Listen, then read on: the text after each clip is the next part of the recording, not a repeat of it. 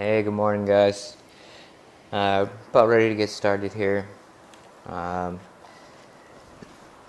Doing a poker talks segment this week with a different poker client.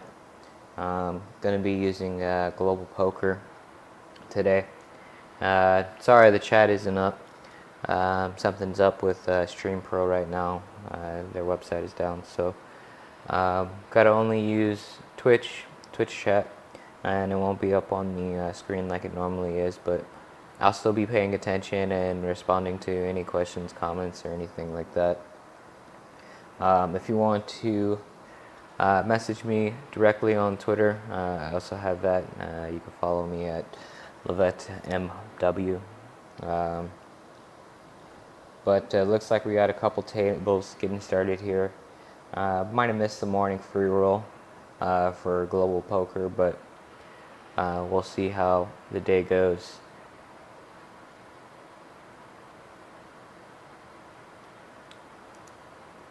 Let's go ahead and get into the action here.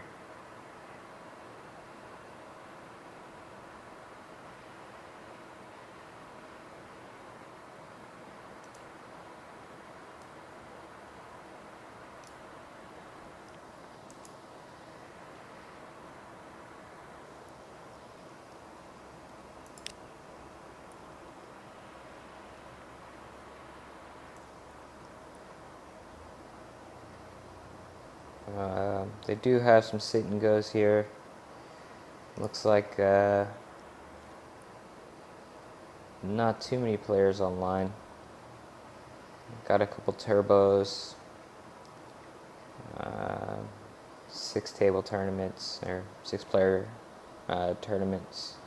This one looks like a three-table tournament. I'm gonna go ahead and register for that one.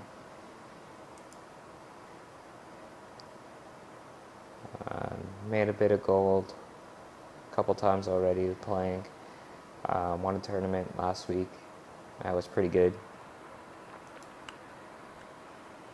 Let's go ahead and buy into that one. We can't do our asset management like we can normally on our Zynga Poker, just because they don't really have a lot to offer as far as sit and goes, and the prices that we can buy in at, like Zynga does, just because Zynga has so many players already. But I don't know if you can see, my cam is probably in the way, but balance is up here.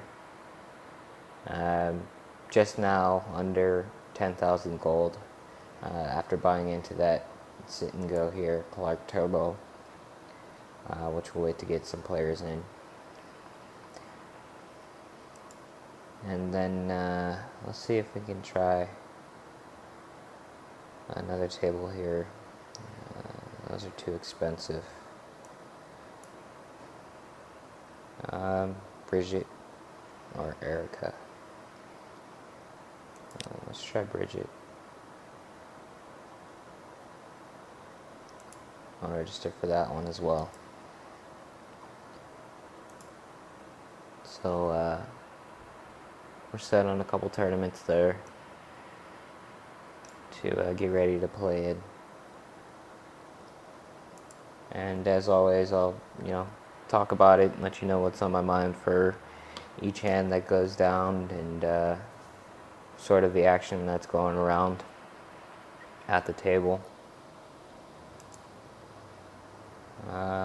Might be able to even do a cash game while we wait.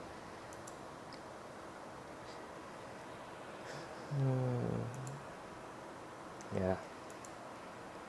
Still don't have anyone coming in yet on those two that I just registered in. And it looks like a Bridget tournament was already running here. We got 6 players in, yeah. Looks like they just started. Let's take a look at some of the action the players are doing here. So A1 Supreme is the first act here. He doubles the big blind. Really standard raise. Now it's heads up. Small blind checks to him, the initial raiser. With 200 in the pot, 530 in his stack, he's got to be really wanting this pot. He might be satisfied and already have the winning hand with what it is. He might be worried that she might raise any bet he has. Yeah, which he did. And he just checked it down. Some people would go with a continuation bet there. Try to get a little bit more money out of it. See if they can get him to fold right off the rip, but he played a conservative. In his case, it worked out for him. Sometimes it doesn't always work that way. If you don't get him to try to fold in that opening flop, sometimes, big blind, small blind will catch cards, make a two pair or a bigger pair than what you got if you had made the continuation bet.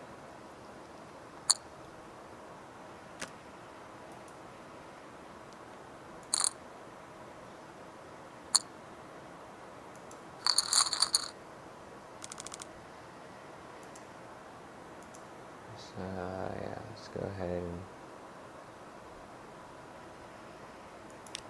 close out there, double check on our, still the only person at the table right now with this one.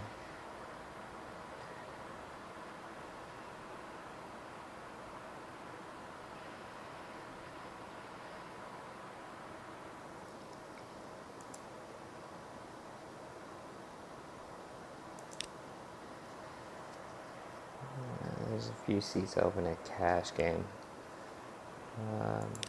Sticking to Hold'em. Work best with Hold'em.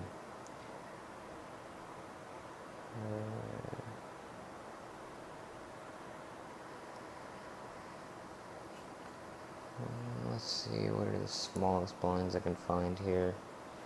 510, 510, 510, those are all full.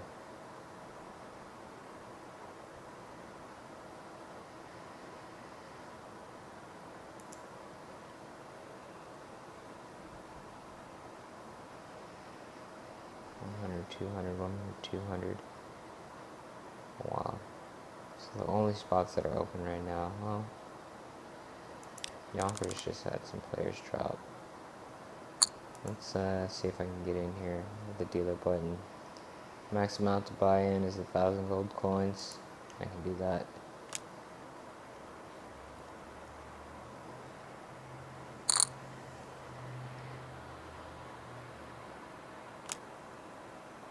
So got a quick seat here at a 510, no limit.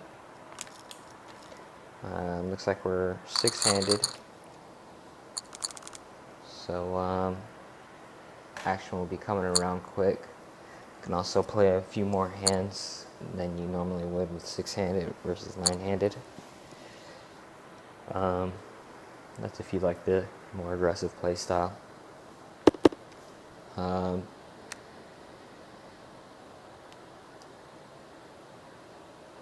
Cash Game is different from a tournament just because anyone can play one hand and then win and just get up and leave right after that. But generally, I like to play with premium hands, just because I'd rather win, than try to catch cards and waste a lot of my chip stack. But typically, I'll play it almost the same as I play a tournament, without the ideal that any hand that you're going in with could be your tournament life. So typically, anytime I play in a tournament, I want to keep that mindset that any hand that I play, I'm willing to go all in with. When you play Cash Game, you don't have to worry about that. You can rebuy it right back in. You don't have to sort of sit out if you end up losing with cash game. Pot odds matter a lot more in cash game if you're just playing strictly for money and to try to make a profit. Gonna wait for the big blind here so I don't have to dual post.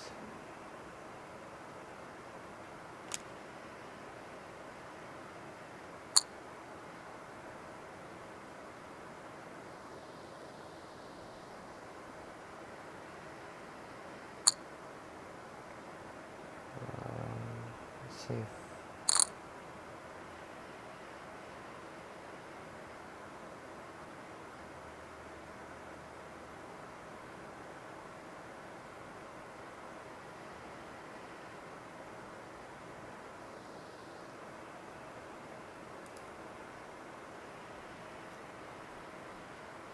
Let's see here.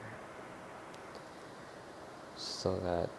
Oh wow! Hold on, I'm gonna go get you back to the action real quick. Someone just went all in. To my right here. Well, no one gave him a call. No action for him. Want to see if I can get a bit of music going here. Since we are waiting.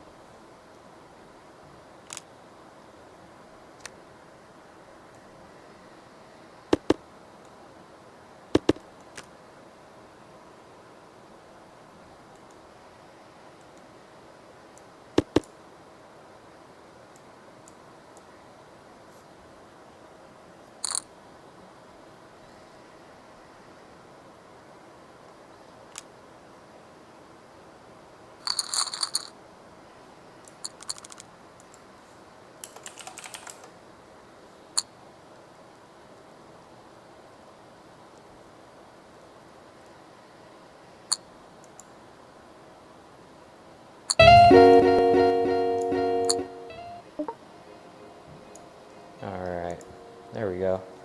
And right back to the action. It's on me. I was big blind. I got about 5 callers here. Well, I got one of the cards that I need for my straight, but it's still pretty far off. And the chance of a full house being there because the board paired is high.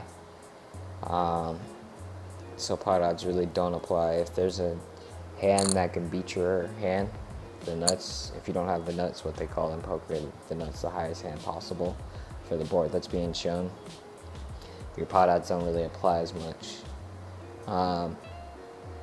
Some people still like to chase anyway, and considering it a bluff that someone could have the highest hand. I typically am more conservative, and if I don't have, the nuts, I put less value on my pot odds that I'm trying to play. So chasing for a straight or chasing for a flush there would be pointless just because the full house is already there on the board. Even though no one had the full house, I still would have lost anyway. I missed my straight completely. Waste of money to try and chase there.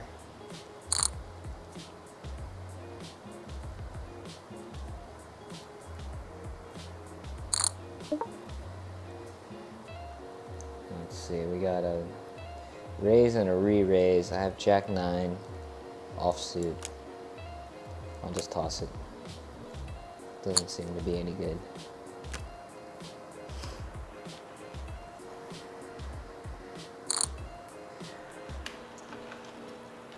Another bet comes and another call comes.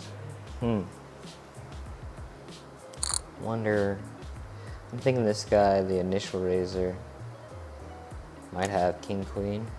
I don't even get to see. Maybe a pocket pair.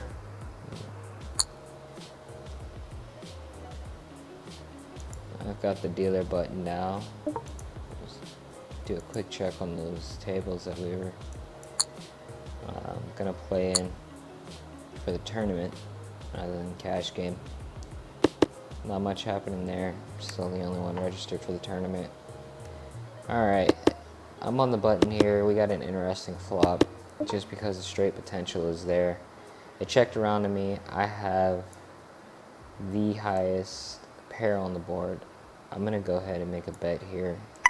See where I'm at. See if I can get some players to fold. Someone might re-raise the straight or flush draw potential, but I like making a pot size bet there. Try to figure out where I'm at. Now I made trips, or 3 of a kind. I'm gonna go ahead and make another bet here. I also have a flush draw, and worked out because he folded to me. Made a quick, made the blinds back and quick 50 gold.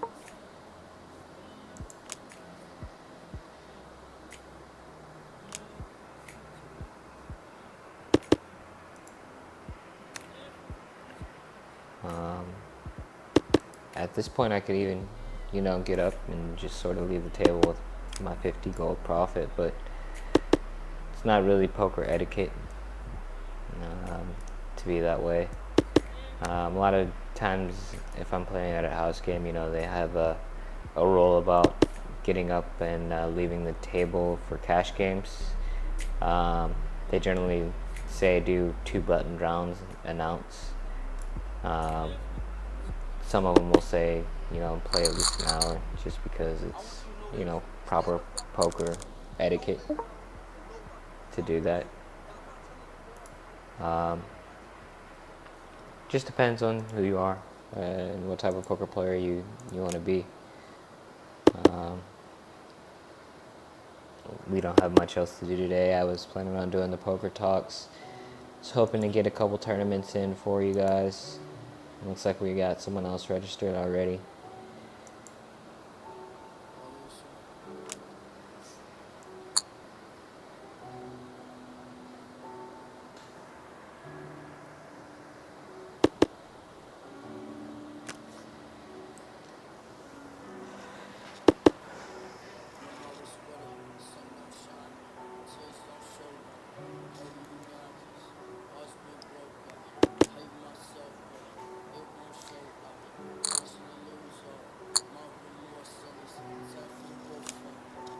Phone reminding me it's time to stretch.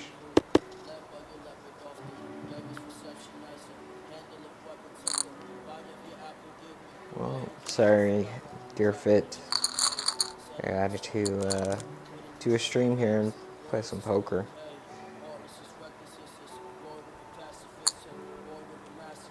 Alright.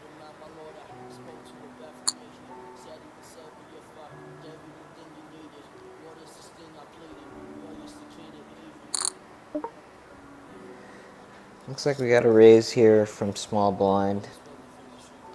About 5 times the big blind to a pot of 80. I'm not getting any pot odds on that hand in its early position. I don't really like it, so I'm going to get rid of it.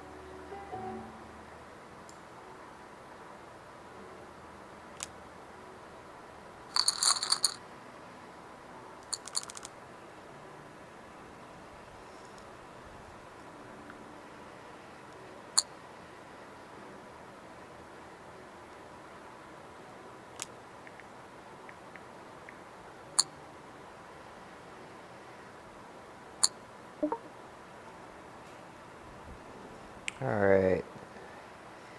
45 in the pot. It's 5 to me to call. That's almost 10 to 1. With that kind of pot odds, you're pretty much good with any hand to make that call. My position isn't always the best. I still got the big blind behind me who could re-raise, but it's slim. It's only one player to bank on.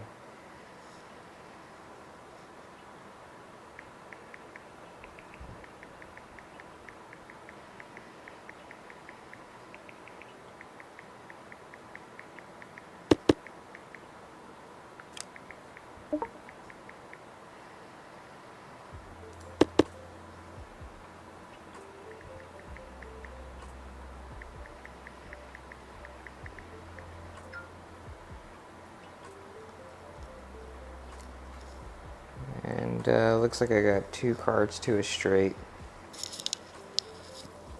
I'll wait with check here, see if I can get a free card, get anywhere closer to my straight.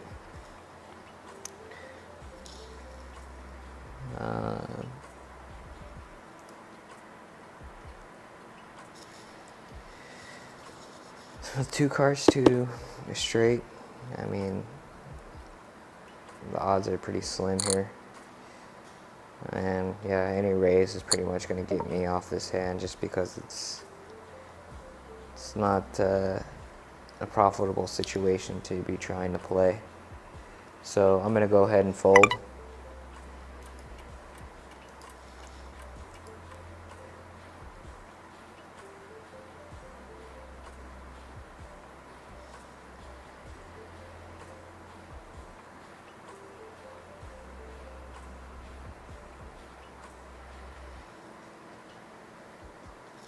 Oh boy. Looks like I crashed here. Oh, no, there we go. Got it reconnected. And there's my fold. Alright.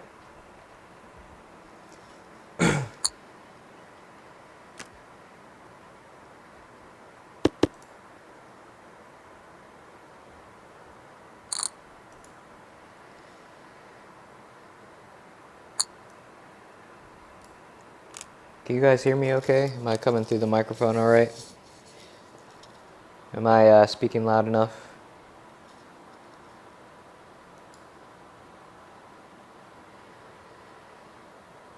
Looks to be okay.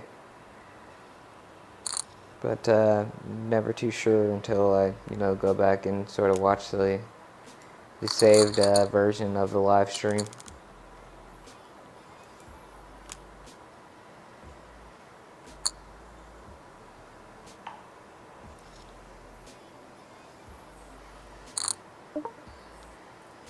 Alright.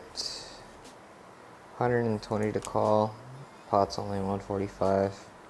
Going straight off pot odds there. That's an easy fold. Got a re-raise all in.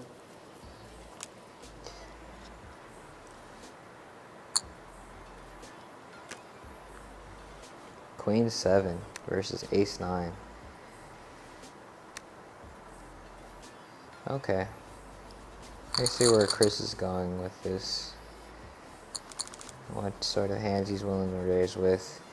I was even a bit of an overbet, I think. 15 times the big blind for Ace 9 suited.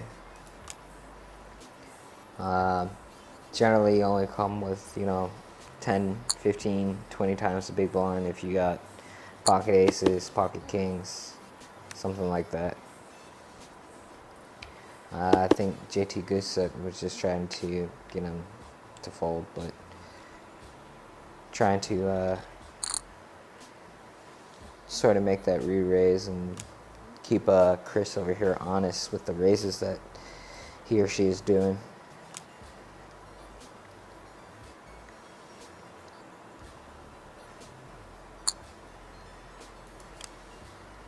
Looks like our tournament's about to get ready to get started here. Looks like we lost our Clark Turbo though. Spot, maybe they refreshed that tournament. I'm gonna go ahead and get up and leave this cash game with you know, my 30 gold profit. I bought in for 1,000. Didn't make much before this tournament is about to get started.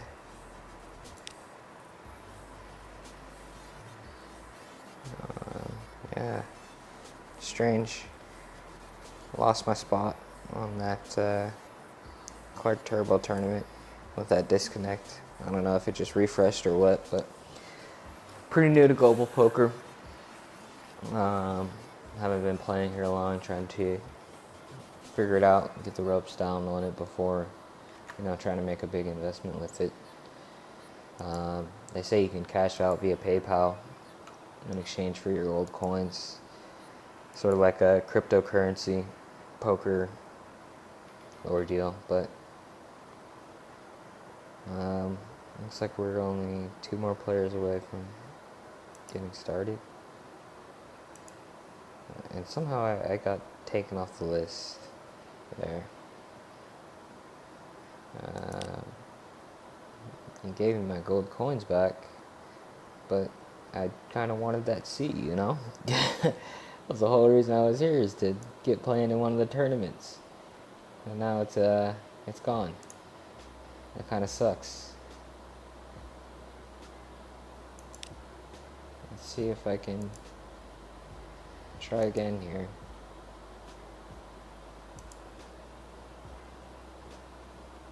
Alright, looks like I got a seat there.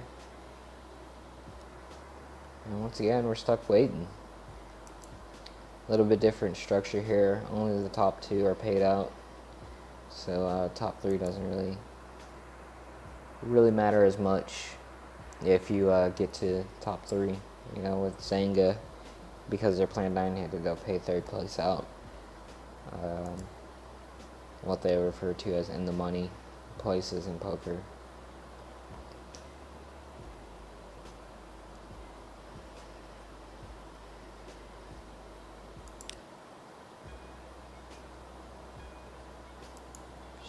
Strange.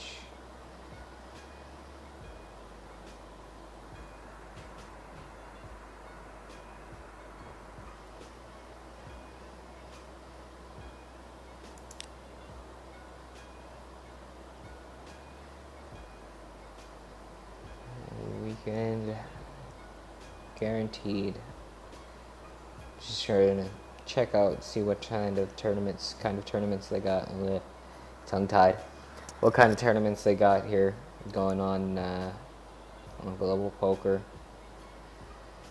Looks like they got an hourly free roll that's currently running, about 200 players in that. Looks like they're getting ready to register players for the next one. We've got this one starting in about an hour. Buy-in is 500 plus 50 with 25,000 gold guaranteed. Let's go ahead and register for that one. That is seems like a solid tournament. 2,000 players. A lot to be buyed out here. Wow, and they're only playing top 2 position right now. Oh, that's probably because they only got 3 players registered. But blind structure here. Looks like they start antes after the break. 1, 2, 3, 4, 5, 6, 7 levels deep, which should be pretty interesting. I wonder how much we start with in tournament chips. Minimum needs to be 5 players, so that's interesting to know. If we don't get anyone else to register, I'm sure there'll be some players registered before the hour closes in.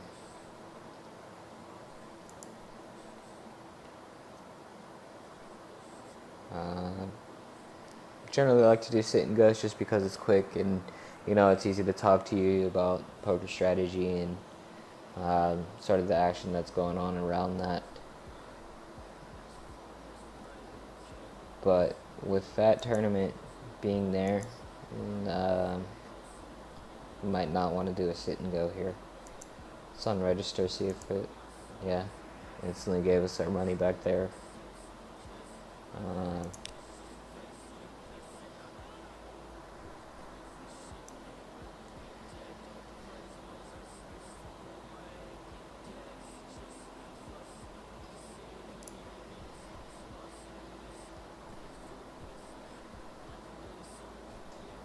Weekend, 6-handed max. That one's starting in about an hour and a half. Hourly free roll. 16 players are registered for this one. Starts in about 27 minutes.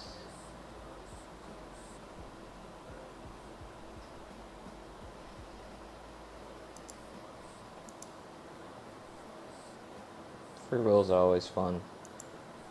I know a lot of people just sort of like to get in, play a hand, and see if they win, and sort of try to build off that stack.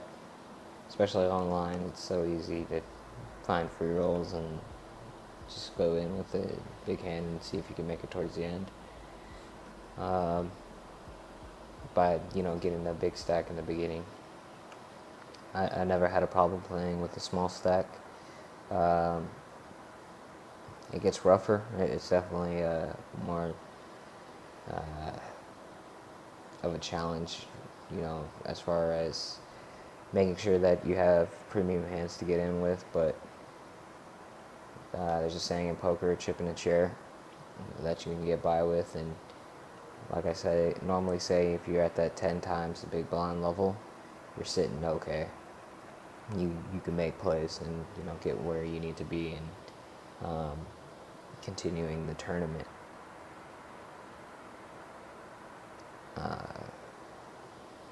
I don't really like being big stack, just for whatever reason. It makes you a target. People tend to play against you a little bit differently when you're the big stack. It has its advantages. I won't deny that being big stack and being a big chip bully and knocking out players is a lot easier. But once again, you have that big target on your back, and everyone's going to want to try to come for your chips. A lot of times, other players will go for the sucker at the table, the person that's just sort of donking off chips on whatever hands, or the less aggressive players. Those are usually the top 3 targets in poker: big stack, the loose players, and then players that aren't as aggressive, aren't making the calls where they need to be, just sort of calling and folding. Those players you can get a lot of money off of if you watch for them closely. It takes a little bit more poker knowledge to sort of notice those people, but eventually you'll get the hang of it and you'll know how to get chips off of those players with even not having any cards to win with.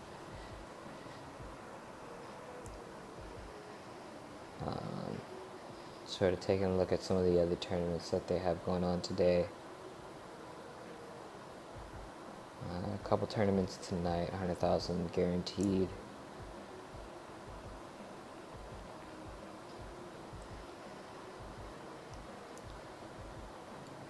So some pretty good chances here.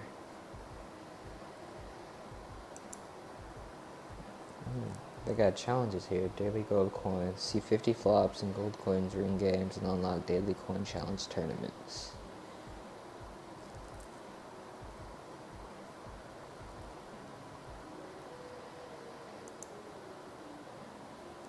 My profile, current chip balance. Yeah. Still got an hour for that one. 20-30 minutes for this one. Looks like it's definitely going to get started. We're way past the minimum players needed for it. And they'll probably have a late registration for it, so they'll probably come in right when it's getting started. I noticed a lot when I was living in Nevada and playing poker through the World Series of Poker app. They have a lot of times players will come in for the tournaments and free rolls during late registration, which is understandable if you're trying to hurry up and play poker or you're just getting back from a coffee break or whatever. But right when the tournament's getting started is when the player count is like instantly jumping. So knowing the amount of players beforehand is tough to say. And it's a good idea. It's good to have an idea of how many players you need to beat when going into a tournament. You notice a lot of players, they'll adjust their sort of play style when getting to in the money positions versus out of the money positions, and when they're towards the bubble. I don't know too much about a model, but I hear there's a valuation model for your chips, how much value your chips hold right before the bubble, like when you're getting to the bubble. I hear it's really complex to understand, and it even took some other poker pros a few years to understand. I think they hold more or less of a value as you're getting closer to the bubble.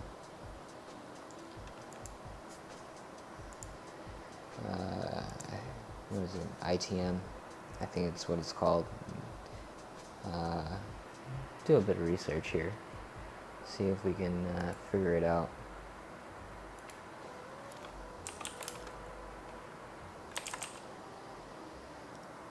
ITM valuation, poker chips. You got a little bit of time for this hourly free roll. ICM, not ITM, ICM. That's what the model's called. It's a poker theory determining the value of a chip stack. That one doesn't look to be too reliable.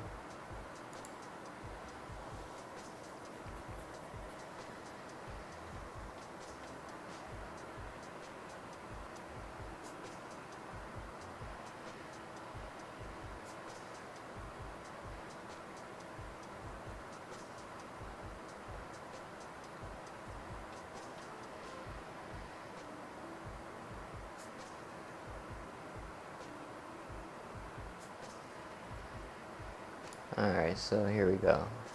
Here's what this article says. Insuring yourself against risks. Say you're one of 4 players left in a low-limit hold'em tournament that costs you $135 to play in. And let's say the remaining prizes are $4,000 for first, $2,500 for second, $2,000 for third, and $1,500 for fourth. All of you are guaranteed at least the 4th place prize, which is $1,500, which isn't such a bad return on your $135 investment, right? It's about 10 times what you bought in for.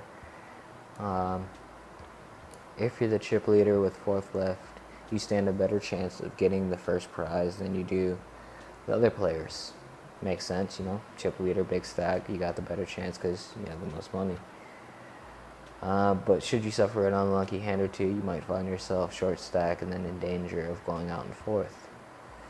It's the knowledge of risk associated with tournament poker, and a significant roll chance does play, especially at the end of the tournament where the blinds tend to be high more often than not. Players have found it needful to edge over into an all-in or fold strategy, which, yeah, we've done that before. When you get less than 10 times the big blind, that all-in or fold strategy is pretty huge.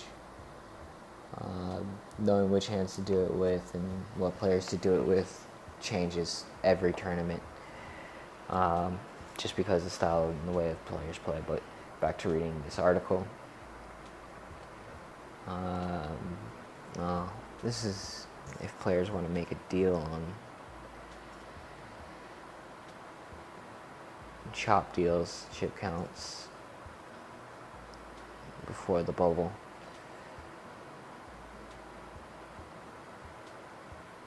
I think this is the same as ICM, but maybe it is. I still got 17 minutes here on this tournament.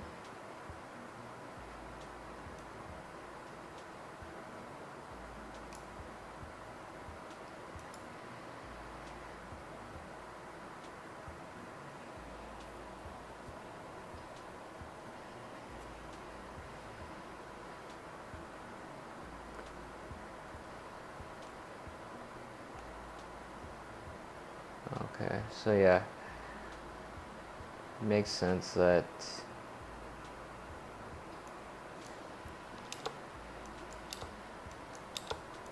try to find more info on this ICM sort of model. Let's say fourth has 7,000 stack. Fourth would be the bubble. Playing around with this calculator here. I'll show it to you real quick. It's got different payouts and the size of different player stacks. So let's say fourth was the bubble, third is getting 20 bucks, second is getting 30 bucks, first is getting 50. And your stack sizes are 10,000, 9,000, 8,000, 7,000 ish. Let's say 8,000. Okay, so the value of your chips is lower the lower your stack is, which makes sense. But how does that correlate with which hand you should play as far as the bubble? I don't know. I've been trying to figure that out. I've never really understood this theory too much. But it might be something worth investigating more. I've never really done a lot of bubble play. I mean, I've landed in the bubble a lot in my poker life, but it never really bugged me. I tend to find a way of getting to the money as of late. I know last week I had a fourth place finish, but maybe ICM would have helped me out there with figuring out that last hand to play. I think it was pocket nines that I got put out with, versus trying to stick around and play for the third place finish.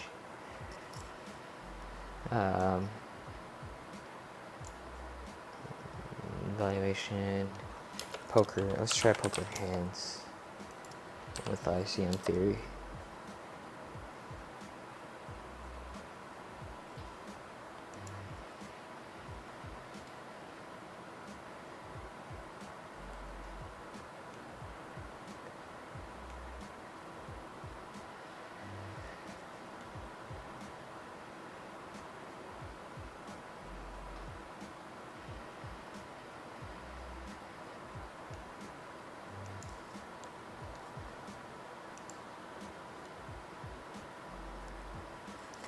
ICM, independent chip model, a mathematical model used to calculate a player's overall equity in the tournament. Model uses stack sizes alone to determine how much each player will finish within each position. Oh, okay, so yeah, that's when you're chopping up. I've done that at different tournaments, but I thought there was something with that ICM theory and which hands you should play. Maybe not in the bubble. I think there should be some sort of correlation for that.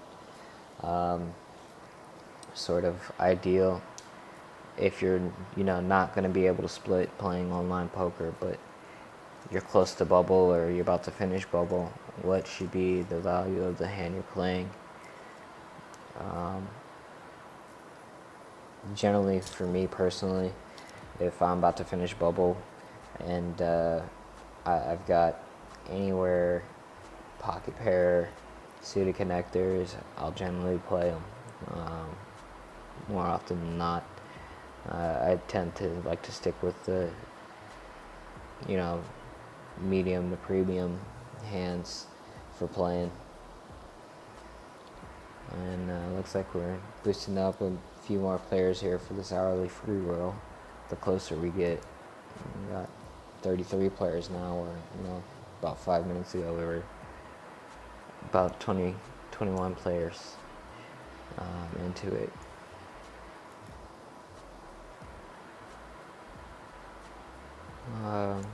But yeah, it's interesting deal, ICM. It's a new concept to me. I learned it while watching another player do a stream playing on PokerStars, and she was sort of trying to determine whether or not she should play her hand based on ICM, and I thought that was weird. She didn't really explain too much as far as whether or not it was the right play versus ICM, but she was convinced that her hand and the way she played it was correct for the ICM value of it. I asked her a little bit about it, and she only told me that it was what it was called.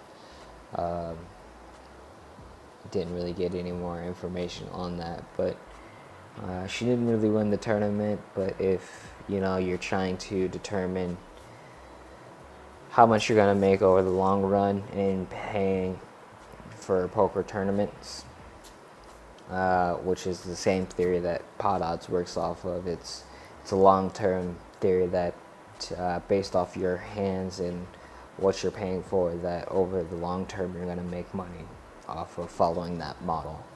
And that's what Pot Odds is based off of.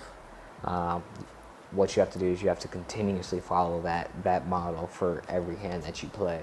Otherwise, you're going to lose your sense of whether or not you're making money off your hands or not. The way the theory is set up is to make money off of many hands played. If you're one of those loose aggressive players that don't really follow Pot Odds, your ideal is that you're going to try to make as much money as you can on whatever hand that you play. You're not really as concerned about Pot Odds in the long run of it all. A lot of aggressive players are just one-handed, sort of deal with the next hand, and just stay aggressive and coming after that pot. Also, I mean, if you're playing Pot Odds, you still can be aggressive, just because any hand that you get into and that that you have a shot at winning, you can be aggressive at, and you can continue to bet at that pot really, really strongly. What was I saying? Okay. With ICM, I'm thinking that it's sort of that same concept that Pot Odds has, that if you're dealing with a bubble situation and the value of your chips and the value of your hand in the long run, how many bubbles do you have to be in for that value of that hand to pay off and get you into the money, versus how many situations where that hand has almost no value and doesn't pay off for how many chips that you ever have in your bubble. I'm not too sure. Like I said, I'll make it a homework assignment for myself this week to try to figure it out and sort of do a talk about it, explain it a little bit more.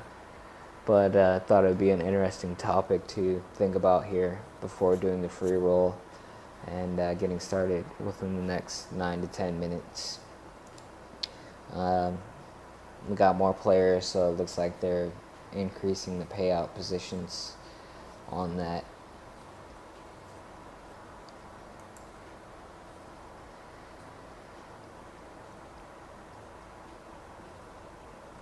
We still only got 3 players registered for the gold coin, 25,000 guaranteed. So far, they still only talking about paying the top 2 positions, and the payout on it is pretty much my whole balance. I've only got 10,800 chips, which they started me with 10,000. I won a couple tournaments, won some cash games, and was up to about 12,000 for a bit. And now I'm registered in one of these free rolls, or in this guaranteed tournament, which was a 500 deduction for that. And, And this one was a free roll, so there is no buy-in. The definition of a free roll is it's free. 10 minutes to go. What I'll do is I'm going to go ahead and take a short break and get ready for this tournament. I need a drink so I can be ready and focused and not worrying about other stuff. Be right back, you guys.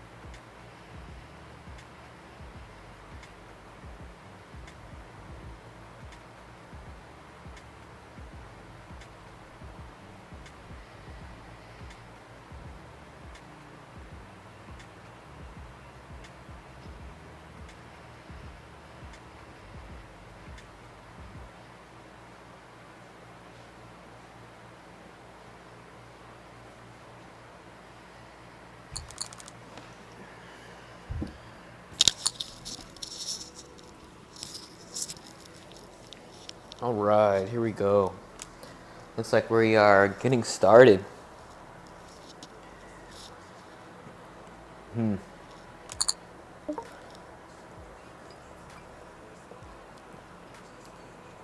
Alright. I'll make that call.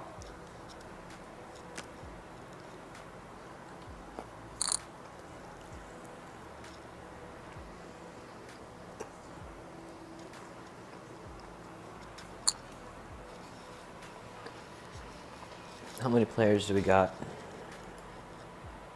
61 players in that last 8 minutes.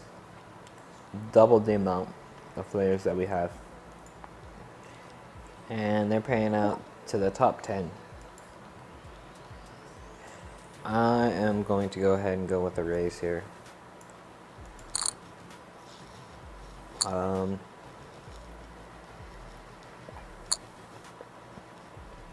Let's see if I can get one more person to fold. Everyone called. That is a tricky situation.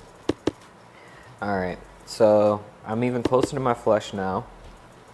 I still have top pair. They've all checked around. Tell you what. I'm gonna make a bet here.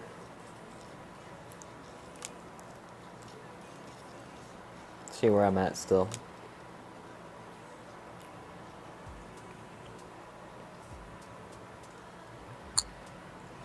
One caller. No re-raises. Okay. So miss the flush. Still have just top pair. They missed their straights. Worked out for me that the flush didn't come because he had a higher hand flush. Kind of glad there.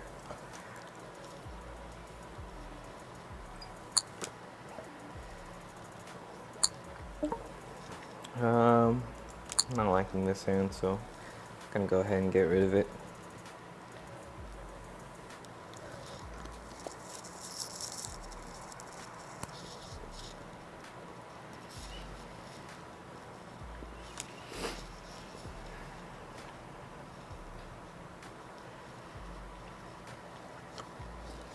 Just trying to hurry up and finish my pizza before the tournament got started, but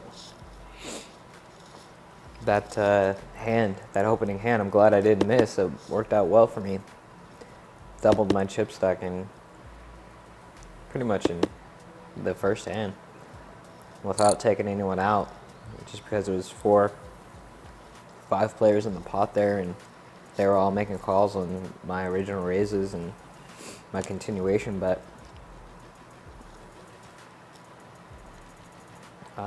Definitely builds the pot when you have a lot of players and making calls in that situation there. That's why I tend to like those more conservative bets, some people say, just because you're doing asset management. But what I like to think of it is I'm pricing people in. I'm giving them the option to make a call for a low amount of money because I don't think their hand is going to draw out and beat my hand in the end. So sort of playing the opposite to the pot odds ideal is making it a value bet, is what they call it. The value of the hand, making the call for them. If they do end up catching their cards, it's a little bit difficult to do. Okay, so action's on me again. I don't like this hand. I mean, even in late position, it's not ideal. I mean, I hit 2 pair on the flop, but still, the odds of that happening, I mean, and someone can have 3 of a kind or a higher 2 pair on that, but just queen 4 offsuit, who knows? Over the long run, pot odds on that, it just normally doesn't pay off. Some days, you know, the luck is just in your favor. Capitalizing on those days is huge. You'll have those days no matter where you play, internet, casino, house games, where it's just like you just can't lose. Like, I don't know how to explain it. I don't know what it is. Something in the stars is just like you just can't lose. Your hands just keep hitting. And I've seen those happen for different players all over the place. And it's when it happens to you, just know that it's happening and take advantage of it. Just it's part of poker. Just be used to it. Be ready for it. Anytime you play, it's something that players deal with. Take advantage of it, and then know when your luck's running out, and try to stop taking advantage of it. Here we go, pocket queens. I might be hot right now. It's just my moment. So what I'm gonna do here is I'm gonna go with. Let's try 360 raise here.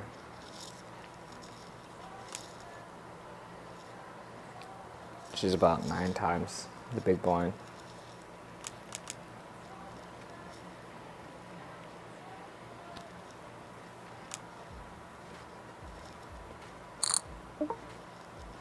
Alright, I got most players to respect it. Only 170 more here for me to take a player out. I got overs on him, but there he is catching his trips. Wow. That's a tough situation there. It's alright. You got lucky. Maybe my luck's not so great right now. But the price of me calling his all-in was half of my raise. The value of it there was the right move, and chances of that happening slim to none. So the more you play out that hand, the more often queens are going to win. I'm not too upset with that loss there. Over time it pays out. The situation it just didn't.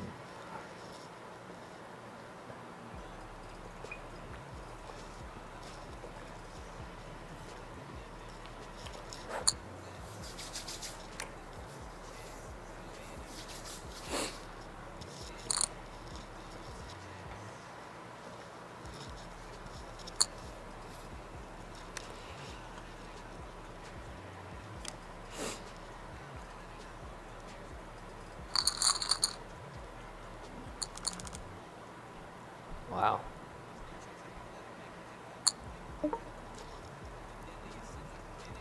Alright, I do like this hand just because it's suited and it's king, but I'm in early position, so I'm going to go ahead and get rid of it. If I was able to get into this hand for cheap without somebody thinking that somebody would raise just because I'm so in early position, I'd probably make that call. In a later position, maybe button or one off the button. But I couldn't get into it for cheap with these guys all behind me. 1, 2, 3, 4, 5, 6, 7 players behind. And it didn't even pay off. There's a full house chance there. I couldn't catch a flush to win, even if I did.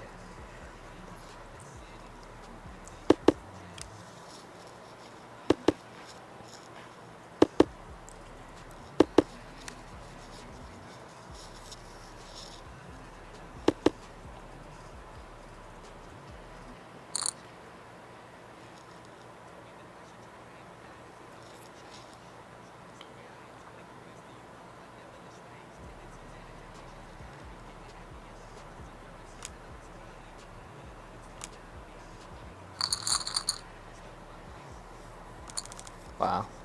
Lost 2 players right there. Okay. It's not the most premium hand, but it still deserves a raise here just because you're in early position. I like to stick to the small ball rules of sort of playing 2, 2.5, 3 times the big blind on hands in early position.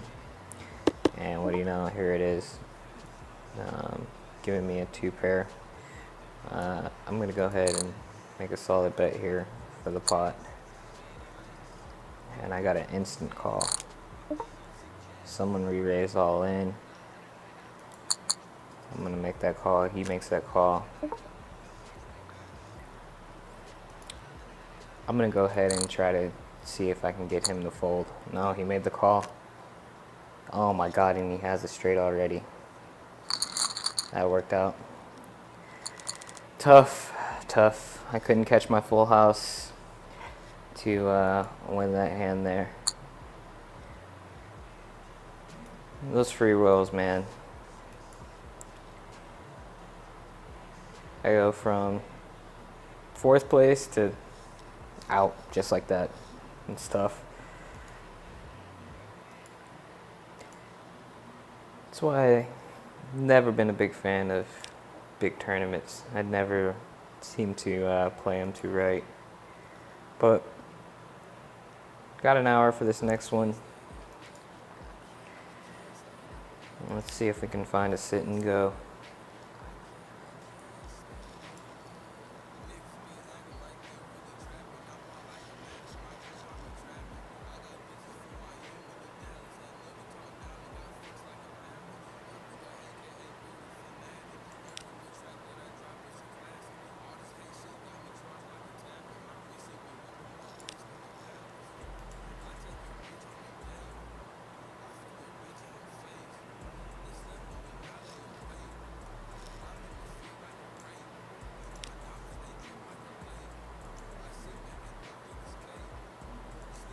Alright, here we go.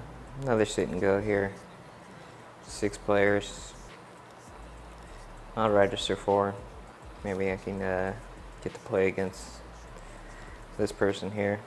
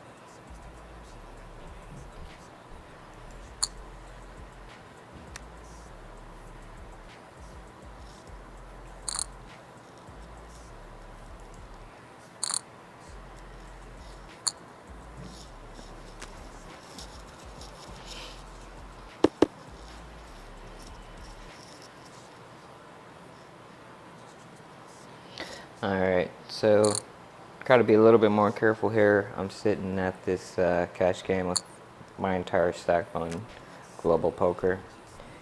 And I'm still not, heavy stacked.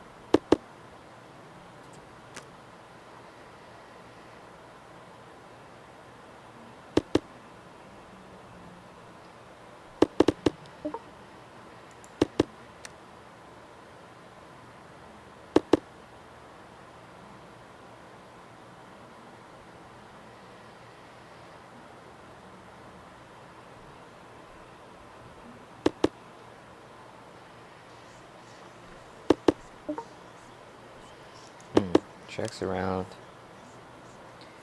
Missed my flush. Free card there.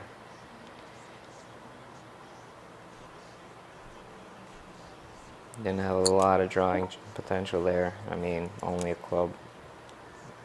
And even then, yeah. She's got suited too, so I would have been outkicked on my flush.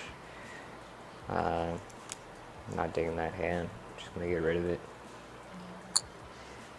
Where I'm at, my position, the pot size, it's just no pot odds for that. which is a lot bigger of a deal here in cash games rather than in tournament play. Because in cash games, you're looking to sort of just get as much value for each pot that you end up playing as you can.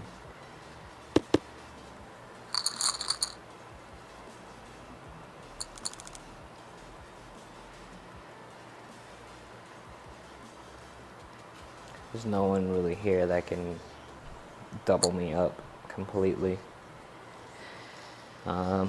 Would have to have 2 players and build a decent sized pot to try to get a double up, which means my bets are still going to hold value as long as they don't have too much behind. 300 into an 1100 pot. Middle position. I'm going to respect that raise, 2.5 here. If I was suited, I'd probably make the call, but I'm not suited, so I'm going to go ahead and get rid of it. Yeah. I mean,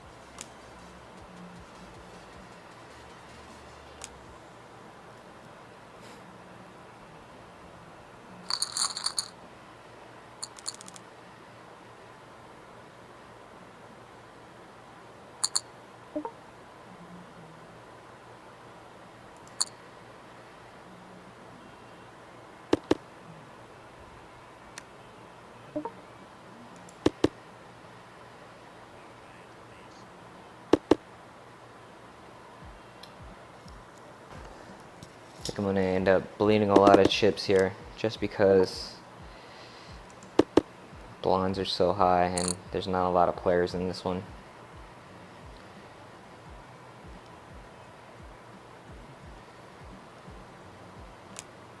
It makes it a little bit more difficult to get in there and make a solid play.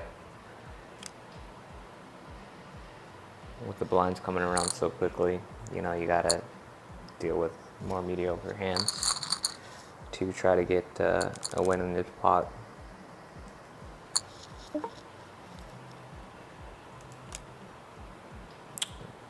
Mediocre hands to get a win in this situation, not in that pot.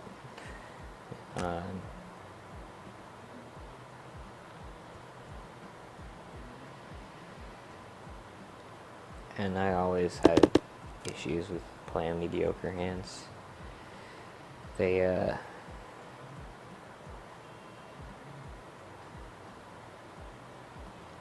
never really tend to work out well for me.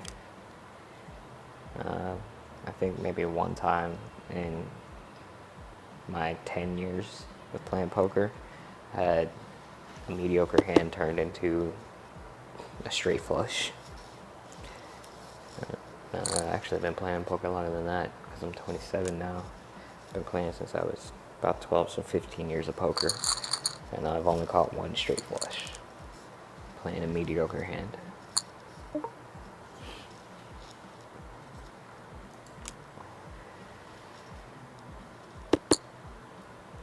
But here we go, got a couple more players showing up.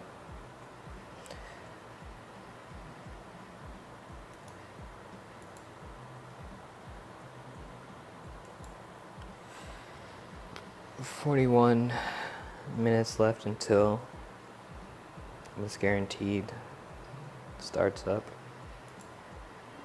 Still only the top 2 places getting paid out with 7 players registered.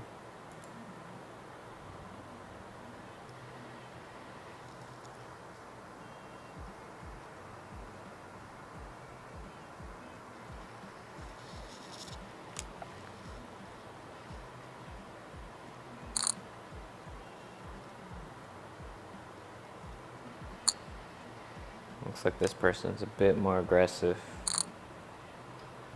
Yeah, lots of huge bets and all in already very first hand. King 9, Jack 10. Man, both of them had nothing in making huge calls and worked out for her.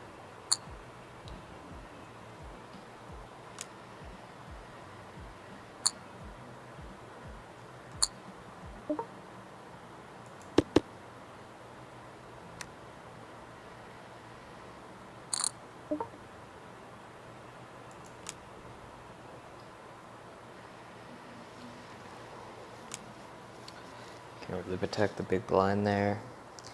43%. Very aggressive.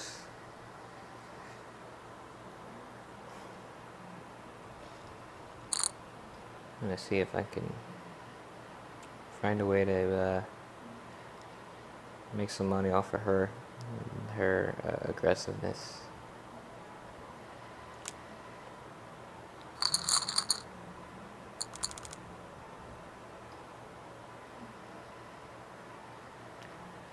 Matter of time, patience, I think, will work out best here.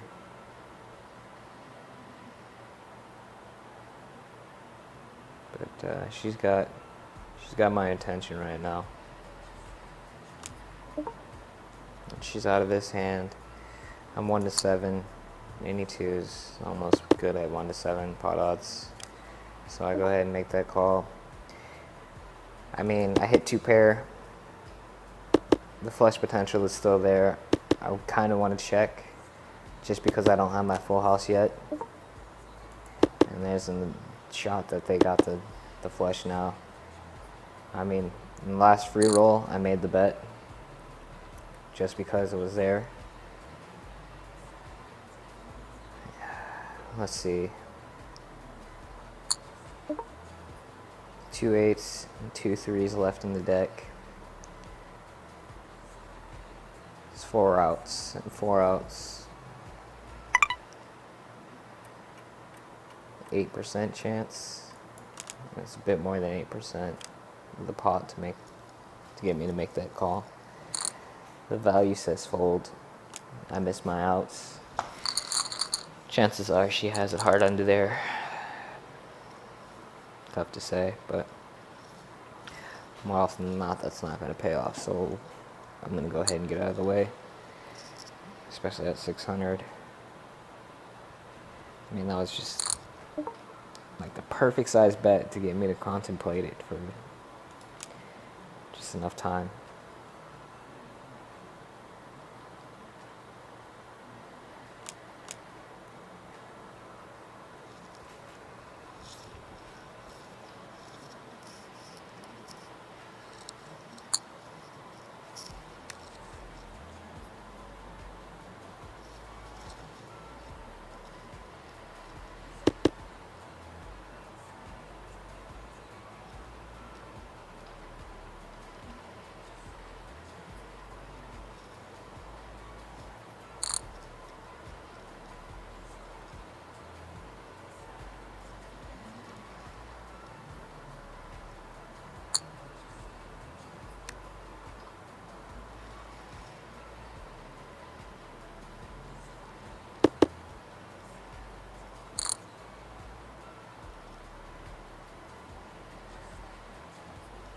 Let's see how this sit and go is going.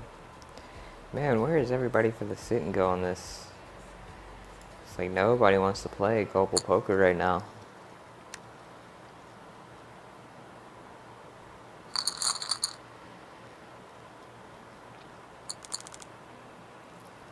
That was nice. Nice win there by Billy.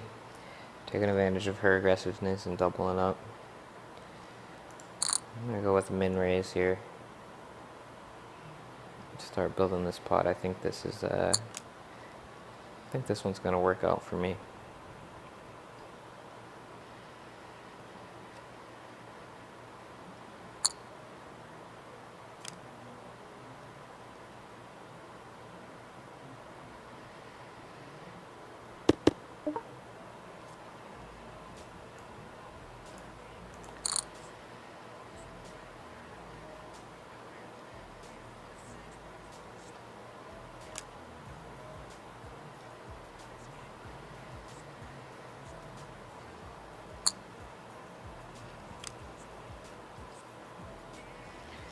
is he calling me? I can't read this guy right now.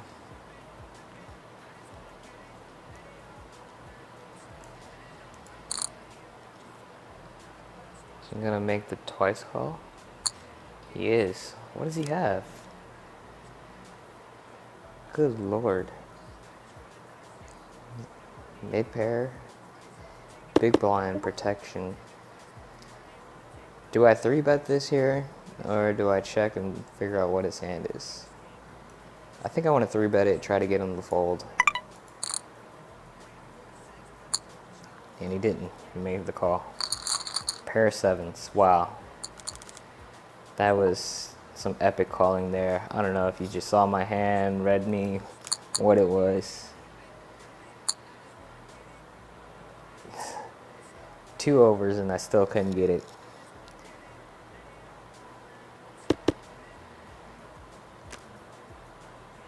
Overs all over the board, and he still just keeps calling, keeps calling. I don't know. I don't know what it is.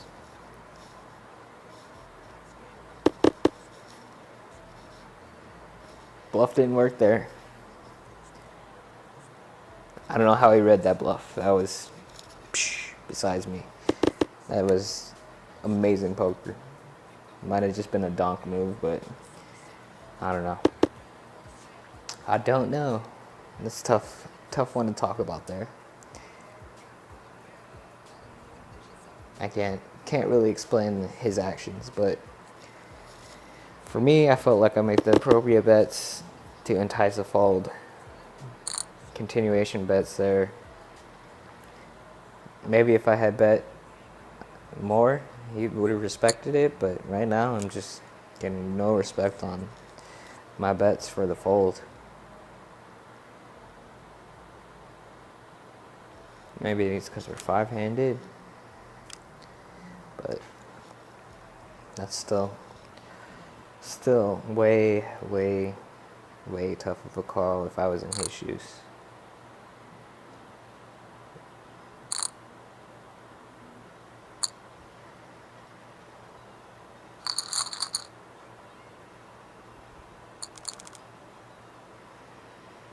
Alright, here we go. Suited connectors. I'm on the big blind.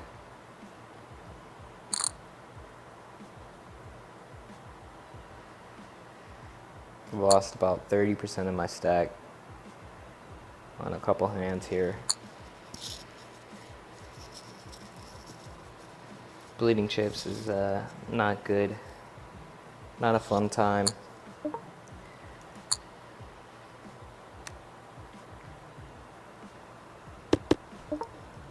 And these flops are terrible for me right now. Just awful. I got a gut shot. That won't matter. With that size of a bet, I won't be able to make the call on a gut shot.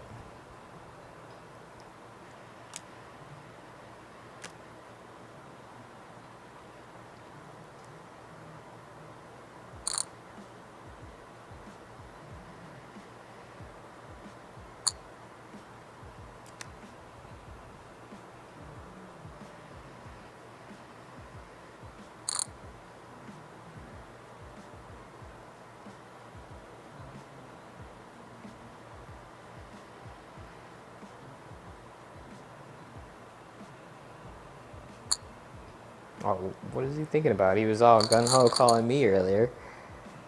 And he still made the call and lost. This guy, Billy, is just making calls everywhere. Alright, 9-7 suited. Kind of suited connectors, kind of not. 700 to the pot right now. 1100 to the pot. 1 to 3. 1 to 4-ish if she makes this call.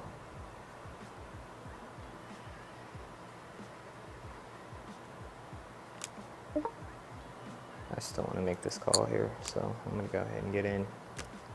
3-handed. And just, again, another terrible flop for me.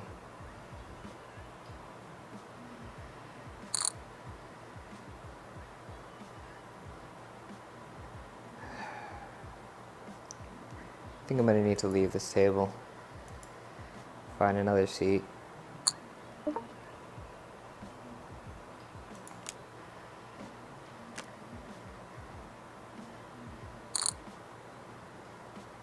Well, there's a gut shot, but it's pretty much useless with the full house potential right there. Staring you in the face.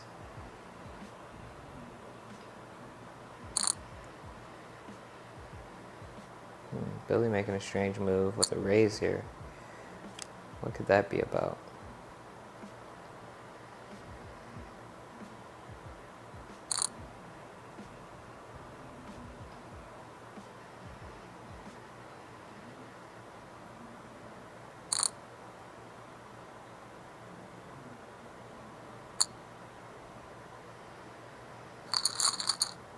Three of a kind.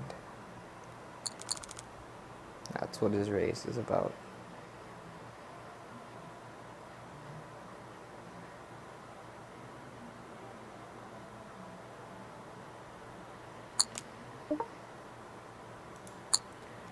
Here we go, got the button. Got a few more free hands before I need to get up and leave. I usually like to play up until first position. See if I can get some good cards while I got the free hands.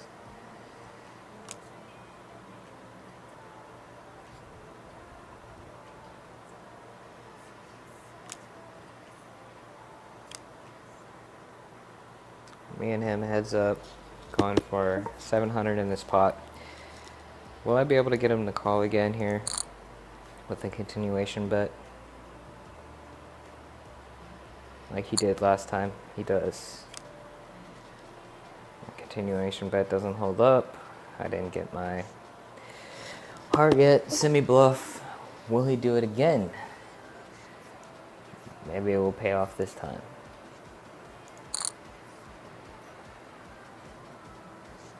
Will he continue with his calling? He does. I've caught my heart. I've made my flush. I've built the pot knowing this past guy has made calls in situations just like that. He checks to me. I'm going to go and try to bet big here. Get as much off of him as I can or get him to fold and take down the pot.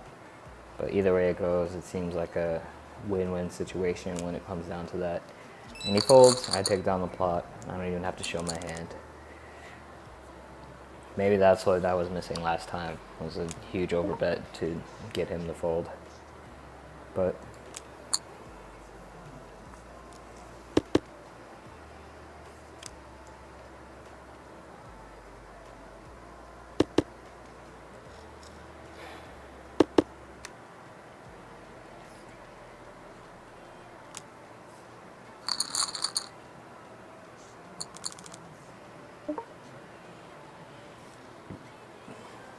Hmm. 43% in the big blind. I know she's aggressive. I know she's made some big raises before. I'm going to go ahead and try to make a call here. See if I can get her to throw some chips out there that I might have the chance to jump on top of. Alright, I got a pair. Top pair at that. And it's a pretty spread board. Not too much drawing potential there. I'm going to go 500 here.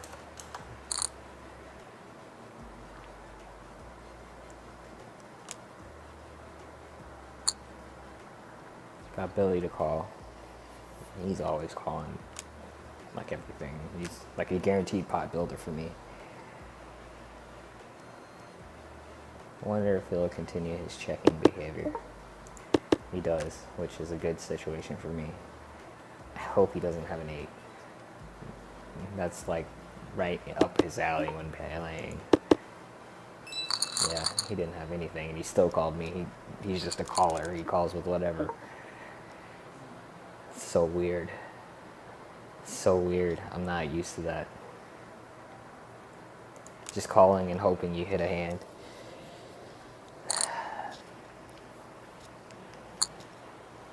But luckily I've played enough poker to kind of know how to take advantage of that.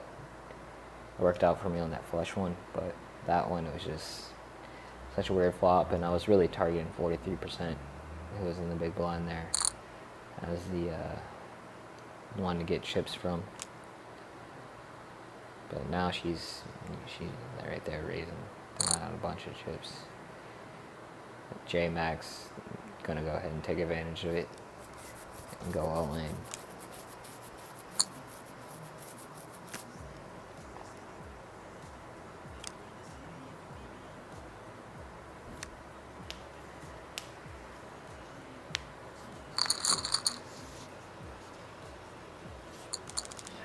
Man, J-Mac, I wish I was in your shoes right there.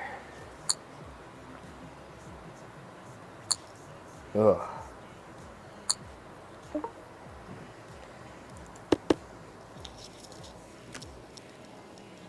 Oh, would you look at that? I flopped it straight. I'm gonna go ahead and make a $745 bet, just under the pot size. I really don't want to call her here just because the flush potential is still right there. But I got the low end straight too. It's not always the best.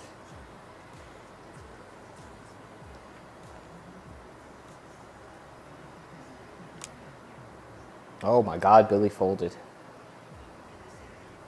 That's a first.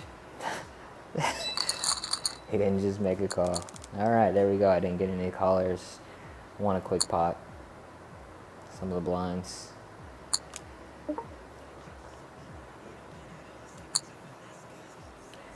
One to 7 on the pot odds. Easy call again. Like I said, that repetition of doing pot odds is knowing when it's going to pay off over in the long run. 1 to 7 again. I got to make this call here. Sort of like value bet it into that one. And 2 cards to a flush, 2 cards to a straight. Not a lot of odds there for hitting my nuts situation, the highest hand possible on the board, which is what you tend to try to calculate outs for doing pot odds. Billy made the call here. The call is way too expensive for me at 1 to 4, so I'm gonna go ahead and fold. I mean, I got an open-ended straight draw and a flush there. Flush draw there. I haven't made the flush yet, which would have been huge, but at the prices that they're betting, it doesn't pay off in the long run. And yeah, even there I missed. So, I mean, maybe if it was a smaller percentage of the pot to get into it, and it was repeated over time, doing the hands, running it, 100 times, 500 times, 1,000 times, it might pay off with a smaller percentage. But right there at 50% of the pot, I'd have to have a 50% chance of winning to try to make that valuable. I think my outs there for a flush was like 13 hands on a card. I was 4 there, 9 more, 18% on that, and then I had the straight draw as well, open-ended, which is 8 cards for my outs. 8 times 2 is 16. So yeah, about 16% for my straight and 18% for my flush. I couldn't make that call there in the long run at 1 to 2 on the call to how much is in the pot. Had it been 1/10 of the pot, if it was an $8,000 pot like it is right now and it was an $800 bet, I could have made that call. But in that situation, he was betting like, what was it, 7,000, 14,000 into a $28,000 bot.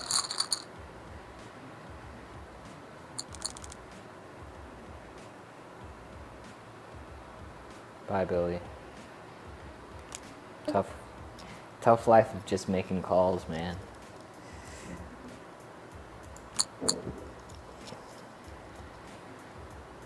Wonder if he's got money behind, if he's gonna come back in, play again. Would love to try to get some more money off him, especially since I'm down about 1,000 in gold coins. I sat down at this cash game hoping to make some money. He's making those smooth calls. Threw me off, man. Threw me off. It's alright. Got a chance here. We got a new player at the table.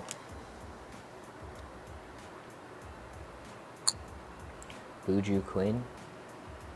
He's got some good chips behind him. ST Strider. Or Strider. 25,000 behind him. I kind of want to watch their play a little bit. They're big stacked, and see if I can make some smart plays against them to get my chip stack up. What type of hands are they playing? What are they? Looser, more aggressive? If they're more passive, seems to be a bit more passive. And small stack over here is going up against them.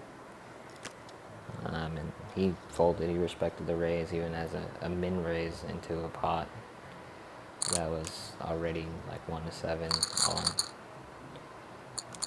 on. So I'm thinking Buju Quinn is definitely a bit passive aggressive. I haven't seen him be aggressive yet. He might be just passive.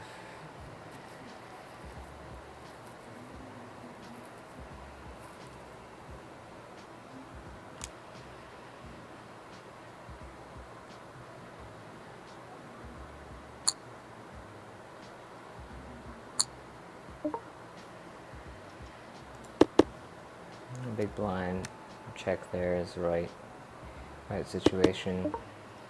Flop 2 pair. I'm just gonna make a min bet, see where I'm at, see what happens. Strider makes a call almost instantly.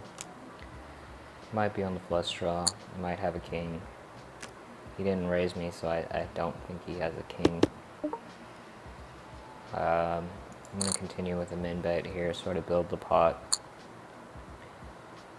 Value them into making the call here with high card. And well, there's a 7 there. Queen 9, yeah. And there it was, making that back up to 9,000, where I had started off with his big stack with small value bets on the small hand. It worked out. Maybe he thought I was bluffing with high card. Maybe he thought his high card was good.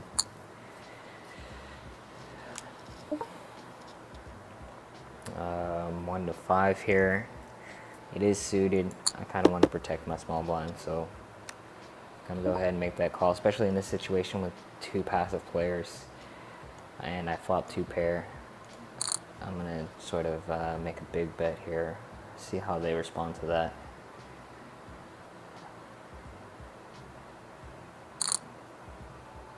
He raised me. Does he have ace jack? Ace 6 even. What would he raise me with? I want to call.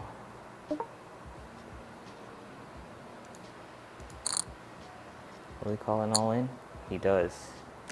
Ace queen. He didn't even have 2 pair. Just top pair. Booyah. Thank you, Strider. Appreciate the double up. Cash game is a lot of reading, trying to figure out what players are about. The other button here is no good. Even on the button, Jack 2 offsuit just doesn't fit.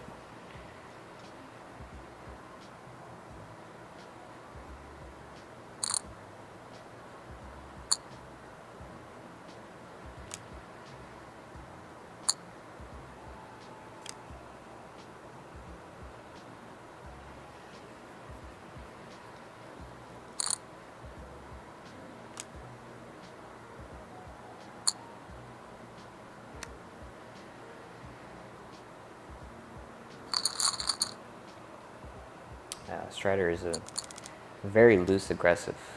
I mean, it's definitely one of those players to watch out for because he might end up catching cards on some good luck, but if you make the right timing, you could definitely make some money off those types of players.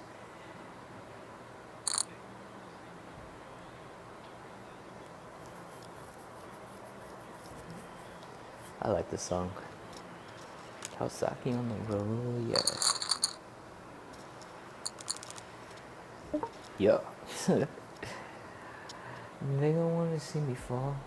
Stephen Curry, how I ball. No diamonds and a white 3 on my body. I'm an icon, man. A7, early position. I can't do it. I usually throw it away. And even though flop top pair is just, here it's just not ideal, I would say. Early position, even with passive players behind me, he's so loose and aggressive, it's just not worth it. The pot odds weren't there. The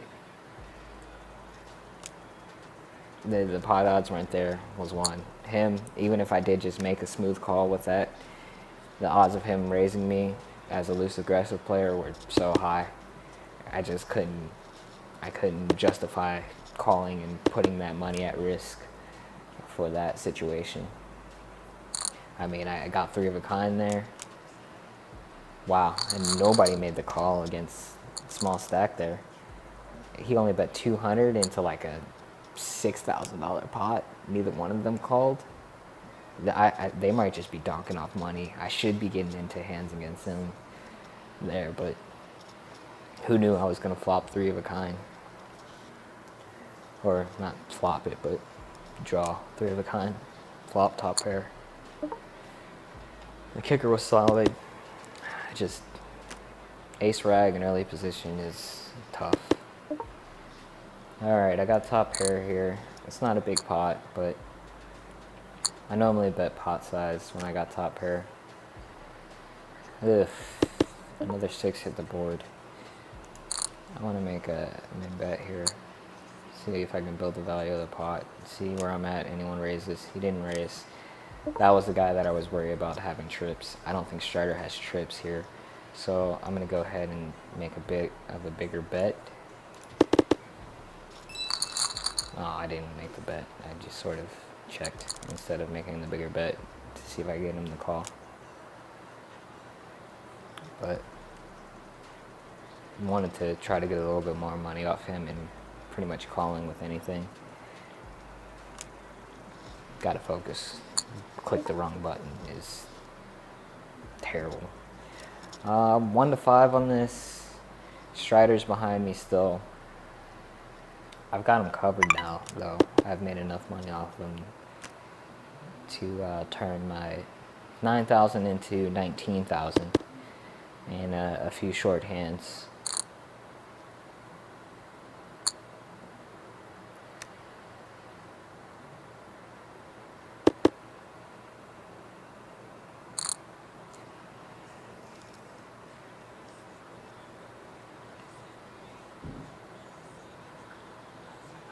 Kind of still want to target him, but Jack 5 early position, it's just not the moment to do it. And he went all in there. He might have caught anything. He's a tough read right now. That situation was tough to figure him out. I wish I would have seen his hand there, but I think Needs made the right play and just got out of the way on that. Alright, suited connectors. I like this. Dealer button in position. Let's go ahead and raise it up here. 700 to go.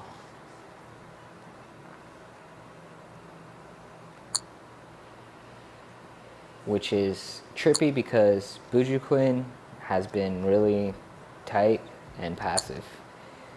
Him making a raise is tough to say. And then him making the call off my raise is even worse. He's the one I'm worried about right now in this pot. J-Dub, I still don't have enough information on him yet to know I've missed a lot of my outs here. And with that flush being there, flush draw being there on the board, it makes it even worse. But I'm almost 1 to 10 on pot odds. I've got 2 cards to try to get to my straight, and I can't count on club cards to get me there. So I'm gonna go ahead and fold this one, get out of the way, save my money. And yeah, and I would have missed my straight. I don't think a pair of sixes is gonna hold up here at all. We can watch and sort of find out, but I'm thinking someone has, at least one of them is probably on a flush draw. One of them has a king or an 8. I think Buju Quinn might have a pocket pair already. I think he might have played a pocket pair off the pre-flop. That's just my reads and my predictions. If we get to see a hand here, if we get to see them call down and see players' hands, Buju Quinn made the call off of a big raise. Those 2 folded. Pocket queens. Yeah, there was a pocket pair there. Thought so.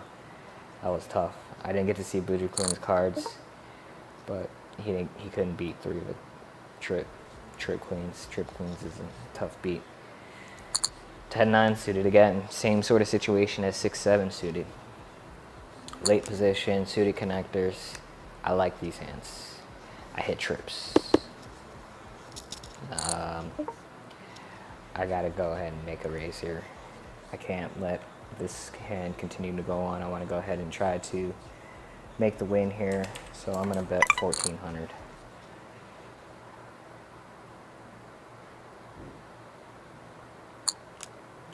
I got 1 fold.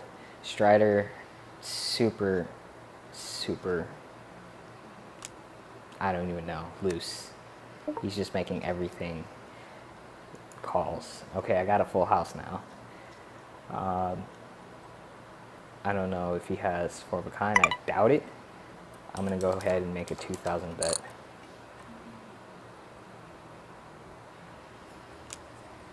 I got him to fold, which is nice because I win the pot right then and there. Ain't got to worry about another card. Made the money. Good to go.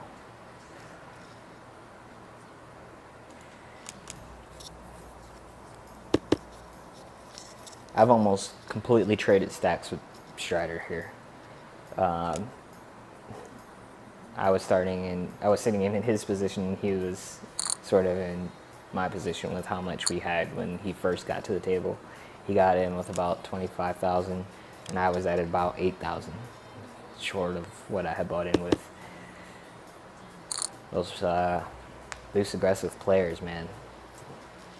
You gotta know when it's your time to stack up off of them. Look for them. If you can, even with mediocre hands, get into the pot with those guys. Those guys, even with mediocre hands, if your hand turns into something, you can make big money off of them. So look for those players at the tables whenever you play. Online, it's a little bit easier to see. But at the casino, it might be a little bit more difficult to see. Or playing live, it's a bit more difficult to see if you're not paying attention to the action. If you pay close attention, you could really notice those players and take the time to make some chips off of them and put yourself in a solid position for some gains. We got 3 players for our tournament there. It's slow going, and the guaranteed starts in 6 minutes. Wow. So 18 players now registered, now paying out 4 places.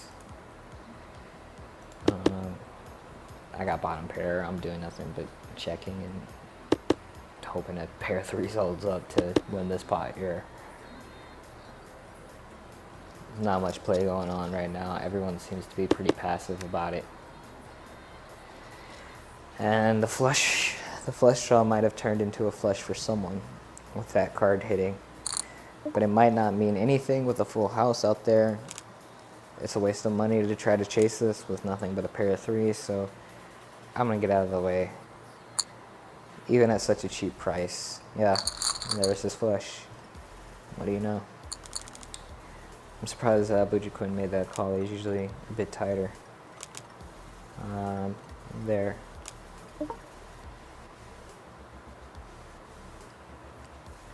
It was a very tight passive move. The aggressive move would have been to try to raise and get him to fold, but alright, Strider, I'll play a hand with you here. If you don't raise, he checks.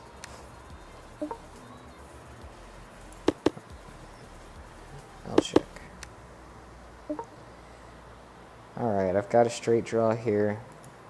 I can try to take it down right now, see if he'll make a call on this semi-bluff. He might not have anything. He does. He makes a re-raise.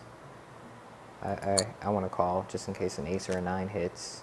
It doesn't. I'm going to check here. I don't want to invest any more money into the pot not knowing what he's capable of. He only bets 200. Really?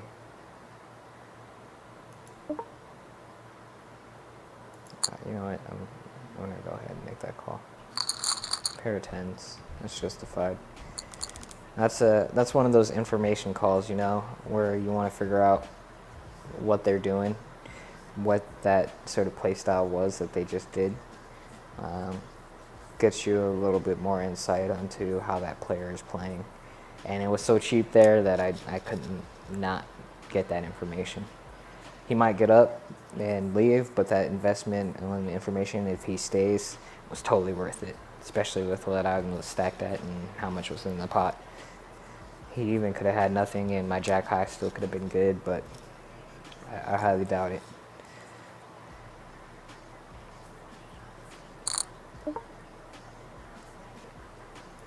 Alright, needs is naids, something like that.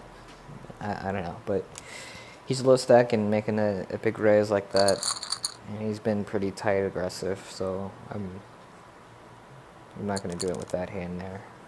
Maybe a premium hand against him would have been better, but that wasn't the hand to do it. Alright, Bridget tournament is starting, which is good to know. This is the tournament we were talking about, the sit and go.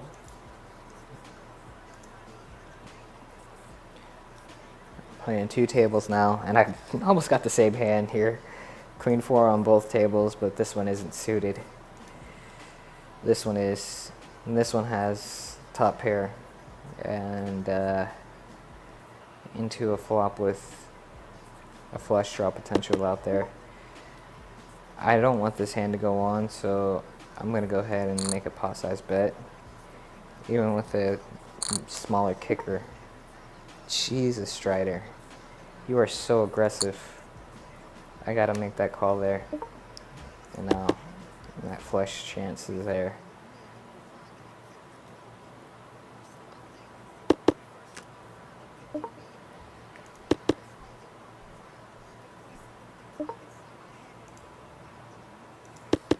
And I'm big blind on this one.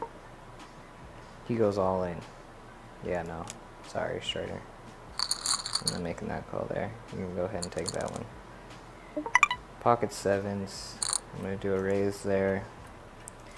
Queen 4 is not looking too good on this tournament hand here. I'm going to just check that. Strider makes another 200 raise. And she makes it double to 800. Folding that one.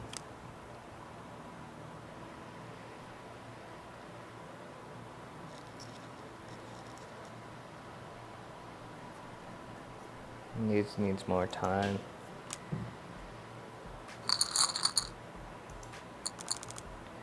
I'm getting any information off of that. Queen 5s. Alright, and our guarantee tournament's getting started. Here we go, 3 tables. Call. Call. Dang it. That is the worst flop to try to see for that hand. Fold that one. Check that one. Check that one. 3 of a kind, bet 40. Fold. King 5 diamonds. King 6 diamonds. Versus trip jacks. Okay. Yeah, that's enough of the cash game. Call that one. Alright, I really want to focus on the sit and go. This guaranteed tournament's got some time behind it, so let's focus on this one here. Just try to build a bit of a pot. Might hit a straight flush here, so I want to sort of semi-bluff at it. Build it up a bit. Maybe I can get him to fold and just take it down right now. Only 40 more to call. And I missed, of course. 2, 3, 4. I needed the 5 of diamonds for my straight flush there. There's no point in making that. Go anywhere else. Alright.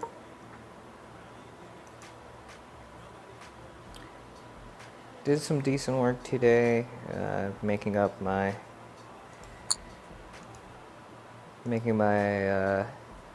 chip stack grow. My bankroll grow, I should say. Started the day around 10,000, 9,000. Currently at 18,000 in 2 tournaments right now. This sit and go is only one table here. 6 of 6 players. Top 2 paid out. So, man, 160 into 180 pot. It's 1 to 4. I got an open-ended. No, 8 or queen. I want to make that call.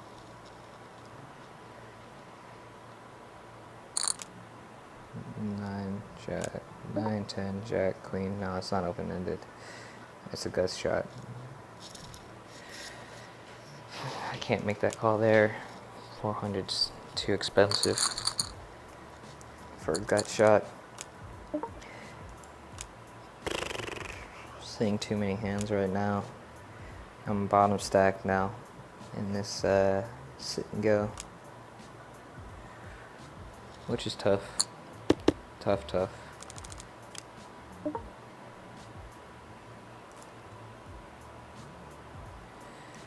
Too early position for that hand. I'm gonna go ahead and fold it.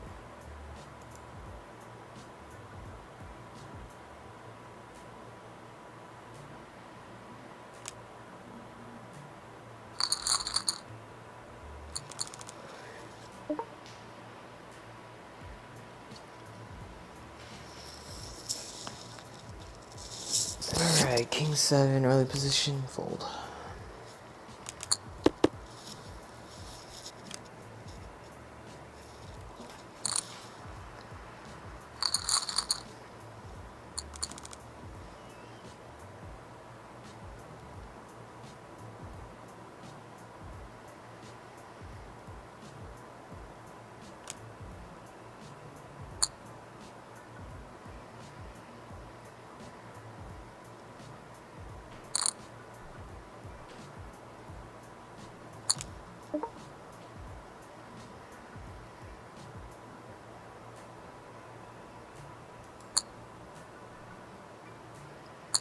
I just got value betted into this hand here.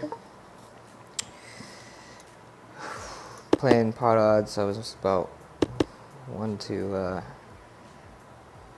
6, 1 to 7 on that. I normally don't call with, 9-5 offsuit.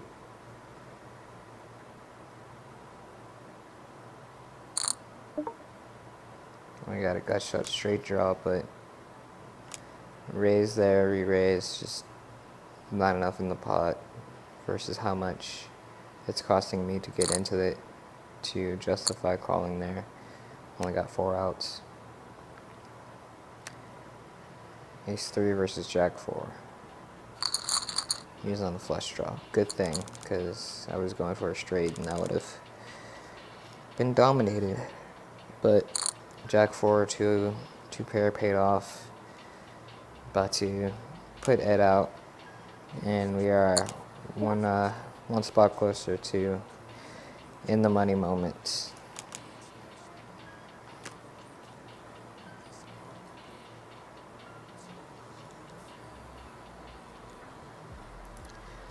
Sorry, China Girl. I do read the chat.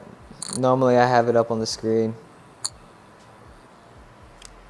Yeah, I do consider myself a pretty good poker player. If you're still here paying attention, a little bit of a delay on that.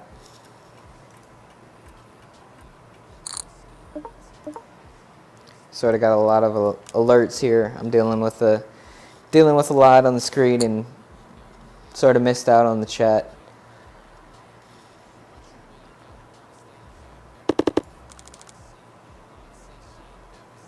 Playing 2 tables, trying to focus on chat.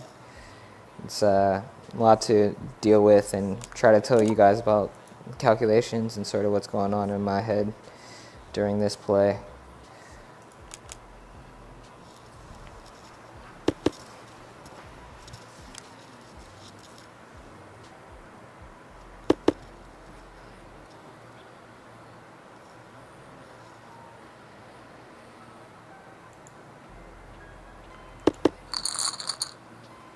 Alright, Ed Heifer. He is all in right now.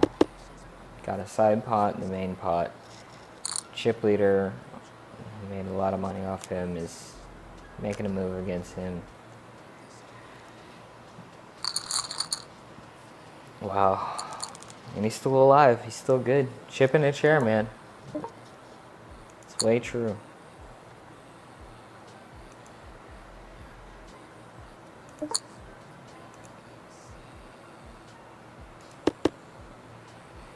And I don't think this hand's really going anywhere. Made that call right here just because of a small blind. The right situation too.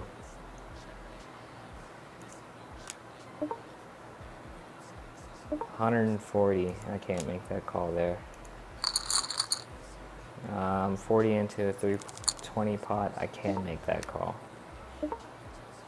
And I'm one step closer to a straight and to a flush. Well, no, I can't make a straight anymore on that hand. That's pretty much useless there. But I can still make a flush. Chances are he already has a flush with the way he's betting so big. I haven't made much information on these players just because I'm bouncing back and forth. At this point, when you start playing multi-tables, you start going straight off the mathematics of the situation. He made a huge raise there. It's easy to get rid of. And I can't believe he even got rid of it too.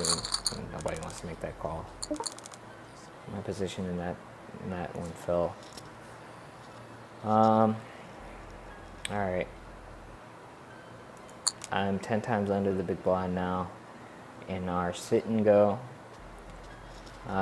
This should be almost one of those all-in or fold situations.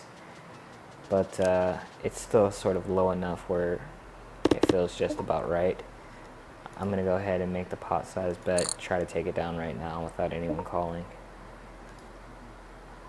And not having to make an all-in investment on that one. And it did work out. Top pair held together. Huge kicker. That was good. Got me back where I needed to be for about 10 times the big blind. And holding it together for that one.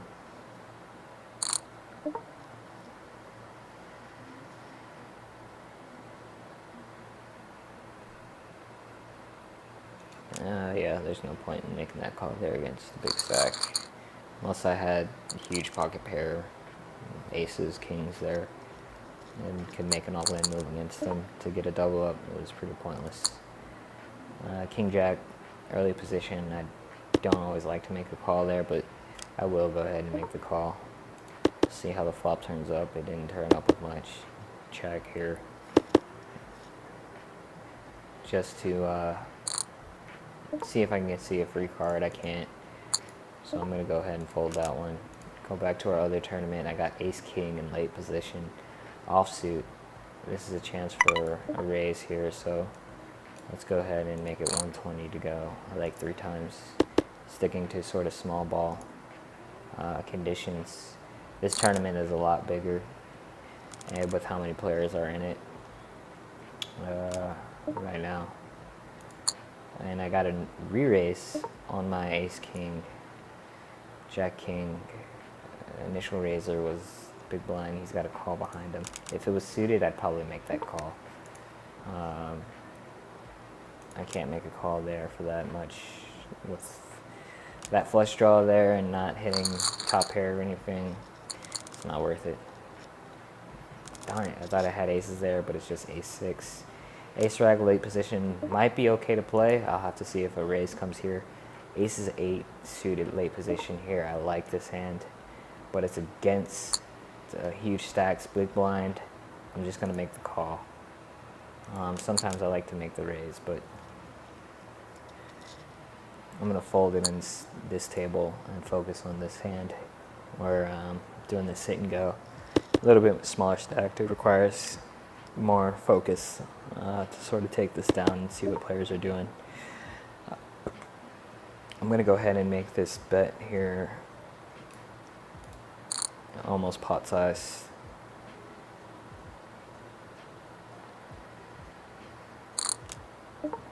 She pretty much raised me all in. I'm going to go ahead and just go all in there.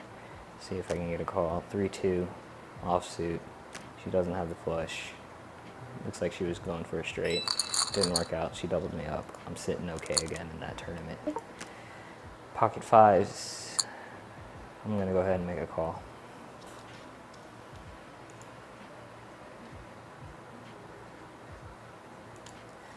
Another chat here. I was wondering, she said a lot to think about. I was wondering what she was talking about. And we got 2 all-ins here. I wonder if Big Stack's going to call. No, Big Stack doesn't call. I'm going to go ahead and fold my 5s there. Let these 2 duke it out. Ace Jack, Jack 10. I'm going to make a call with that hand. Wow. Wow. My pocket 5s would have held up there. Big blind, ace deucey. If she makes the all in, I gotta call her. A raise there. I don't think I want to make that call.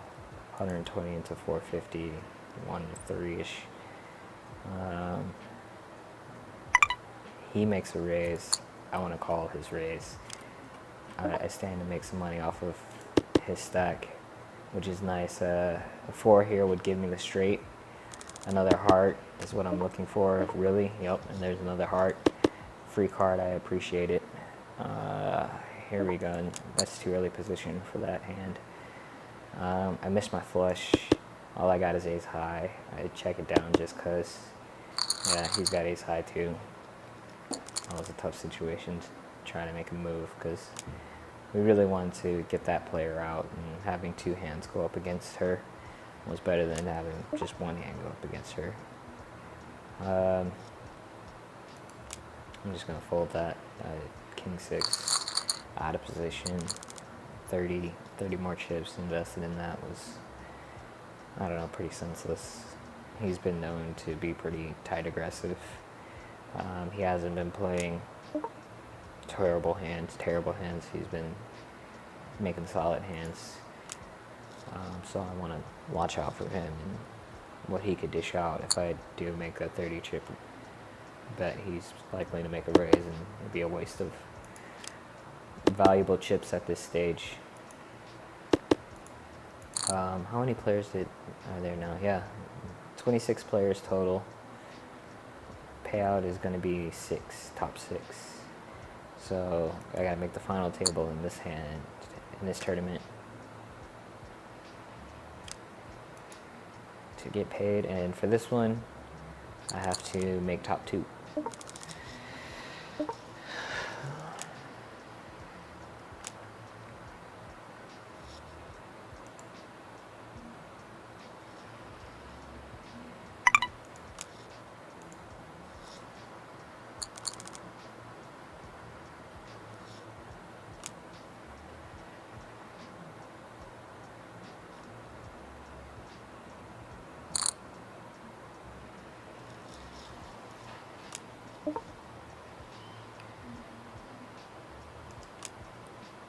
there's no sense in trying to make a move against the big stack on that one. It's a bit out of character for him to make a raise like that. He's been pretty tight aggressive. I want to respect his raise there. This hand is still another mediocre hand for going up against him. I think it's a waste of chips to try to go in on that one.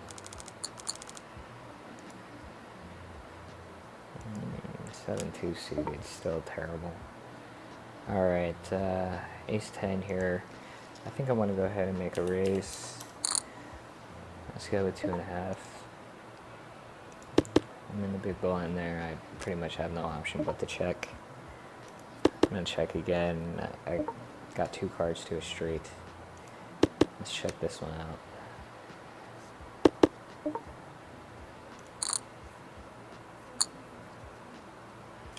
He made an instant call on that. What does he have? And then he checks again. Ace 3, yeah, that's what I thought. Yeah, there's no sense in trying to play that one on. And here's with that one.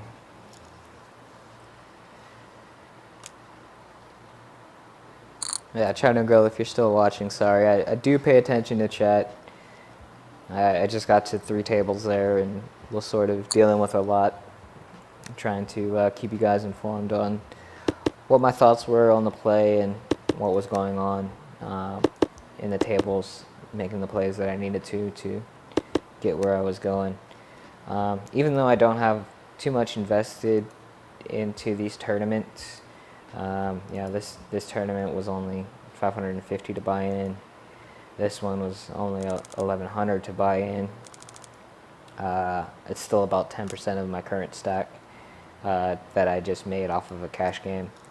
I want to do well in these tournaments and try to make this profit here, and hope you guys sort of figure out what's going on in the minds of a pro player to get to the top, and why you see repetitive players in the top spots in poker tournaments. 240 is too much to invest into that pot. All in, too much to invest into that pot with that hand and that hand.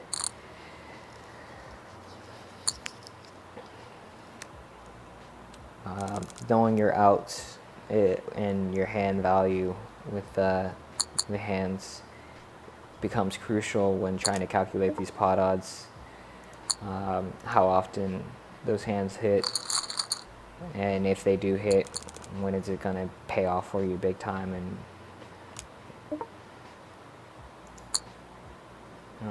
ace 3 in that situation I do like.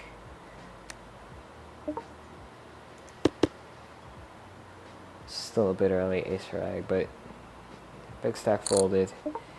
He bets 200. I can't make a call there. Maybe if I had the ace of hearts, I would have continued on, but that was just wasn't the one. Ace rag, even late position. I don't have any invested to try to protect, so 165 into 160. I can make that call there. And now I've got all kinds of straight draw potential with this hand here. Shit, that was 1 to 4 here on that one. I say I gotta fold that one and let them duke that one out, just because. I'll check that. Ace 9 suited. This one might pay off for me. I gotta make that call. Look for a club here. I gotta make the call again and look for a club here. It is a club. I'm gonna go ahead and raise all in, see if I can get him to pay me off. Thinking that I'm bluffing. He wouldn't pay me off.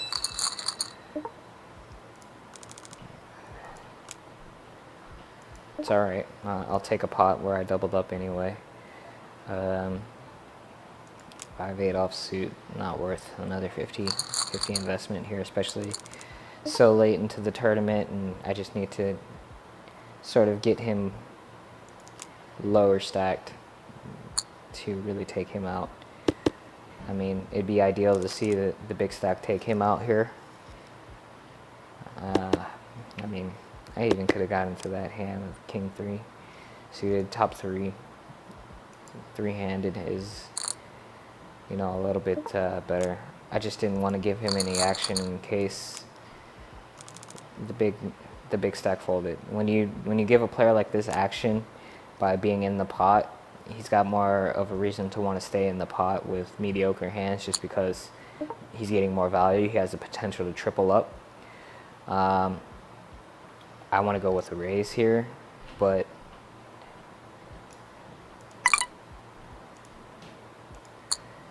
oh my god, he made the call here. Okay. Nice spread board. I'm gonna go all in. See if he makes a call. He does make a call. Ace 8 offsuit. He doubles me up. Looking a lot better now for taking second place in this tournament. This quick sit and go, and sort of taking chips from both of these stacks and trying to go for first place.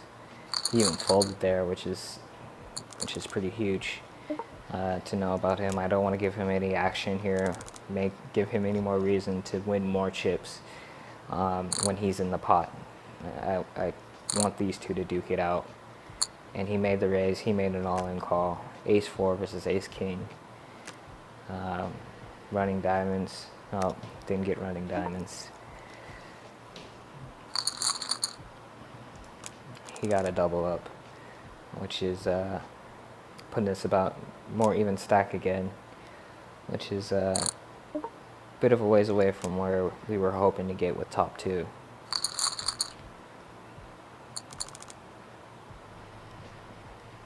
Alright, he folded here.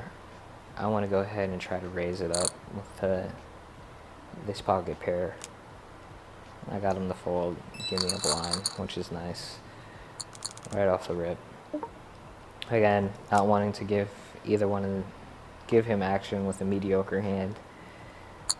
Let these two duke it out.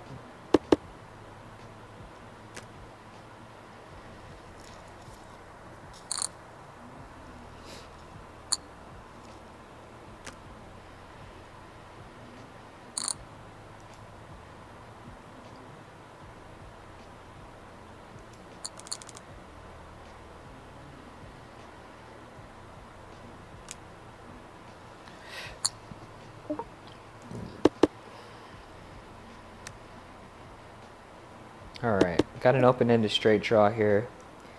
I'm going to go ahead and make a bet. Take down the pot now. It might not seem like much, but late stage like this, stealing the blinds, winning blinds like that, it helps when the blinds start to go up. You'd be surprised how much that little bit goes in the long run. I don't want to give him any more reason to call or give him any chance to win more chips, so I'm going to go ahead and continue to fold with low investments and him being in the hand. Sort of like icing him out just because he's low stacked.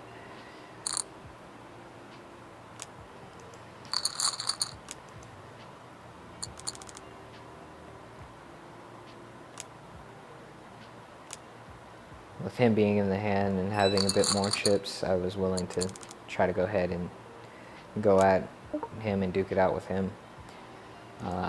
Still trying to ice this guy out with, you know, a hand that's mediocre. I think this one here can justify a raise. Let's go ahead and make it 2.5 times the blind. This one, once again, he's in the hand. I want to ice him out. Him not being the chip leader anymore, I'm chip leader now. It makes it a little bit tougher. He's probably going to be counting on me to try to take him out. Let's see how my raise is doing here. It's been respected. I got 3 folds behind me. Okay, this is huge. Let's go ahead and try to get a raise here. Normally I do 5 to 10 times the big blind, but us being, yeah, it's just a matter of stealing that blind right there. I had a feeling he wasn't going to call. Aces is awesome. Sometimes it gets cracked though, so be careful making huge raises with aces. I missed my flop here with my small ball raise. Even still, with it being pot odds for the call, there's no point in continuing to make that investment on that one. Again, we got a decent hand. Gonna roll with the small ball raise here.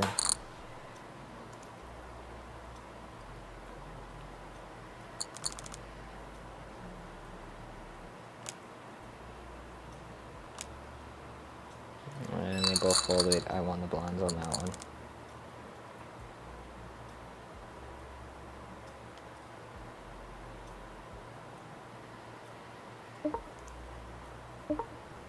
Alright, time to go all in. I guess someone put me all in. I'm going to go ahead and make that call. See how my jacks hold up. That doesn't look too good so far. I got a raise there. Jack 9. Don't want to go at it. Continue to try to ice that guy out.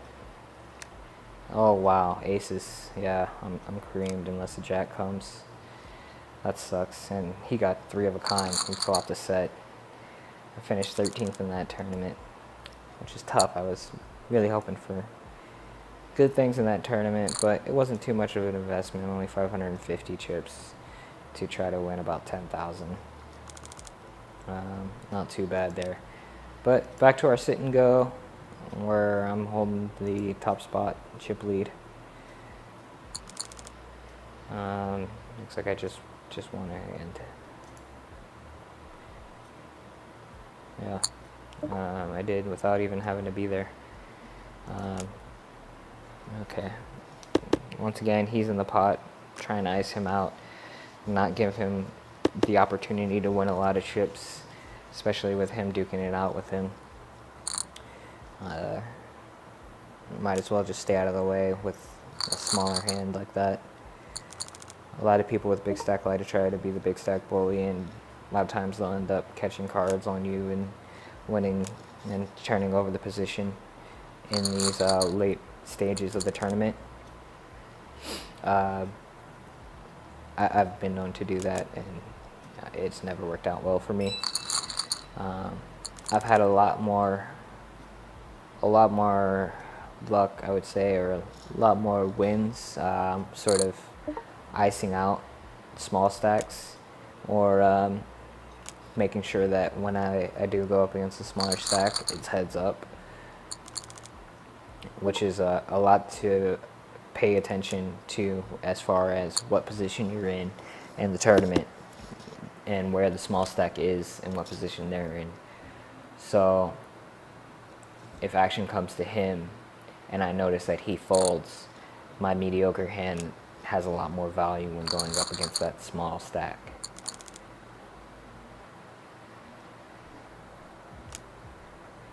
Okay, so he folded here. They both folded to me, and didn't even get a chance to play my pair here. Yeah, he folded. I want to go ahead and try to make a raise here.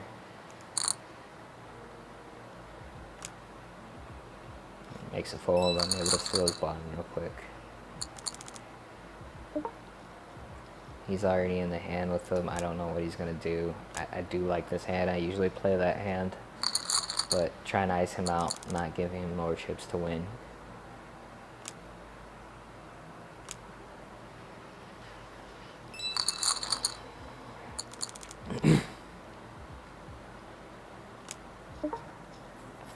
Especially with blinds going up every 10 minutes. I'm going to once again do the standard raise here. 125, I don't mind going against him with a mediocre hand here. My pair of threes there will probably hold up. Heads up. Yeah, there it is. Another case of knowing your position, knowing that your head's up against the small stack, paying off with your mediocre hand. Had he been in the hand, it would have changed the value of my hand, but that position right there, going heads up against that, it was just Perfect. Got us in the money. Now we're going heads up. I want to go huge on this raise here because I like Jack Queen. Gives him a fold. We're still trying to go for number one top spot in this this quick sit and go. Got the current position right here. Cheap lead. Lets me know. Which is cool when you're doing multi-table tournaments. I think my pair of sixes might be good here. We'll see. He makes the call, which is tough to say, but I'm going to continue to min bet this and see what he does. He's only making calls, which means he might just have the high card. Who knows what he's dealing with. He makes a min bet. I want to go ahead and make that call. Yeah, he caught a 10. He caught a king on the river. He's going drawn for a flush. Good information to know. I want to go ahead and get in with this hand. Comes over the top of the raise. Does he have a high pocket pair? You know what? I just want to make the move here. Heads up play could be a lot more. No, he doesn't. Wow, he caught a 9 though. And I missed my flush. Good God, that sucks. Had the overcard, tried to take the top spot, but he just 9-10. Who would have thought? You know. Still in the money, second place. Second. Better than I did in the other tournament, though. Nice little payout of about double my investment, 1,900. Considering I started the day at 11,000 gold coins and ending today with 20,000, I say it was a pretty solid poker day. You know, you make $8,000 in one day. What can you say? You know, it's not a bad day. It's not. It's not. It's good poker. Poker talks, right here, with Element, on Element's couch. You know, you watch me do it. I hope you enjoyed it. You know, happy times. See you next week. Stay gaming.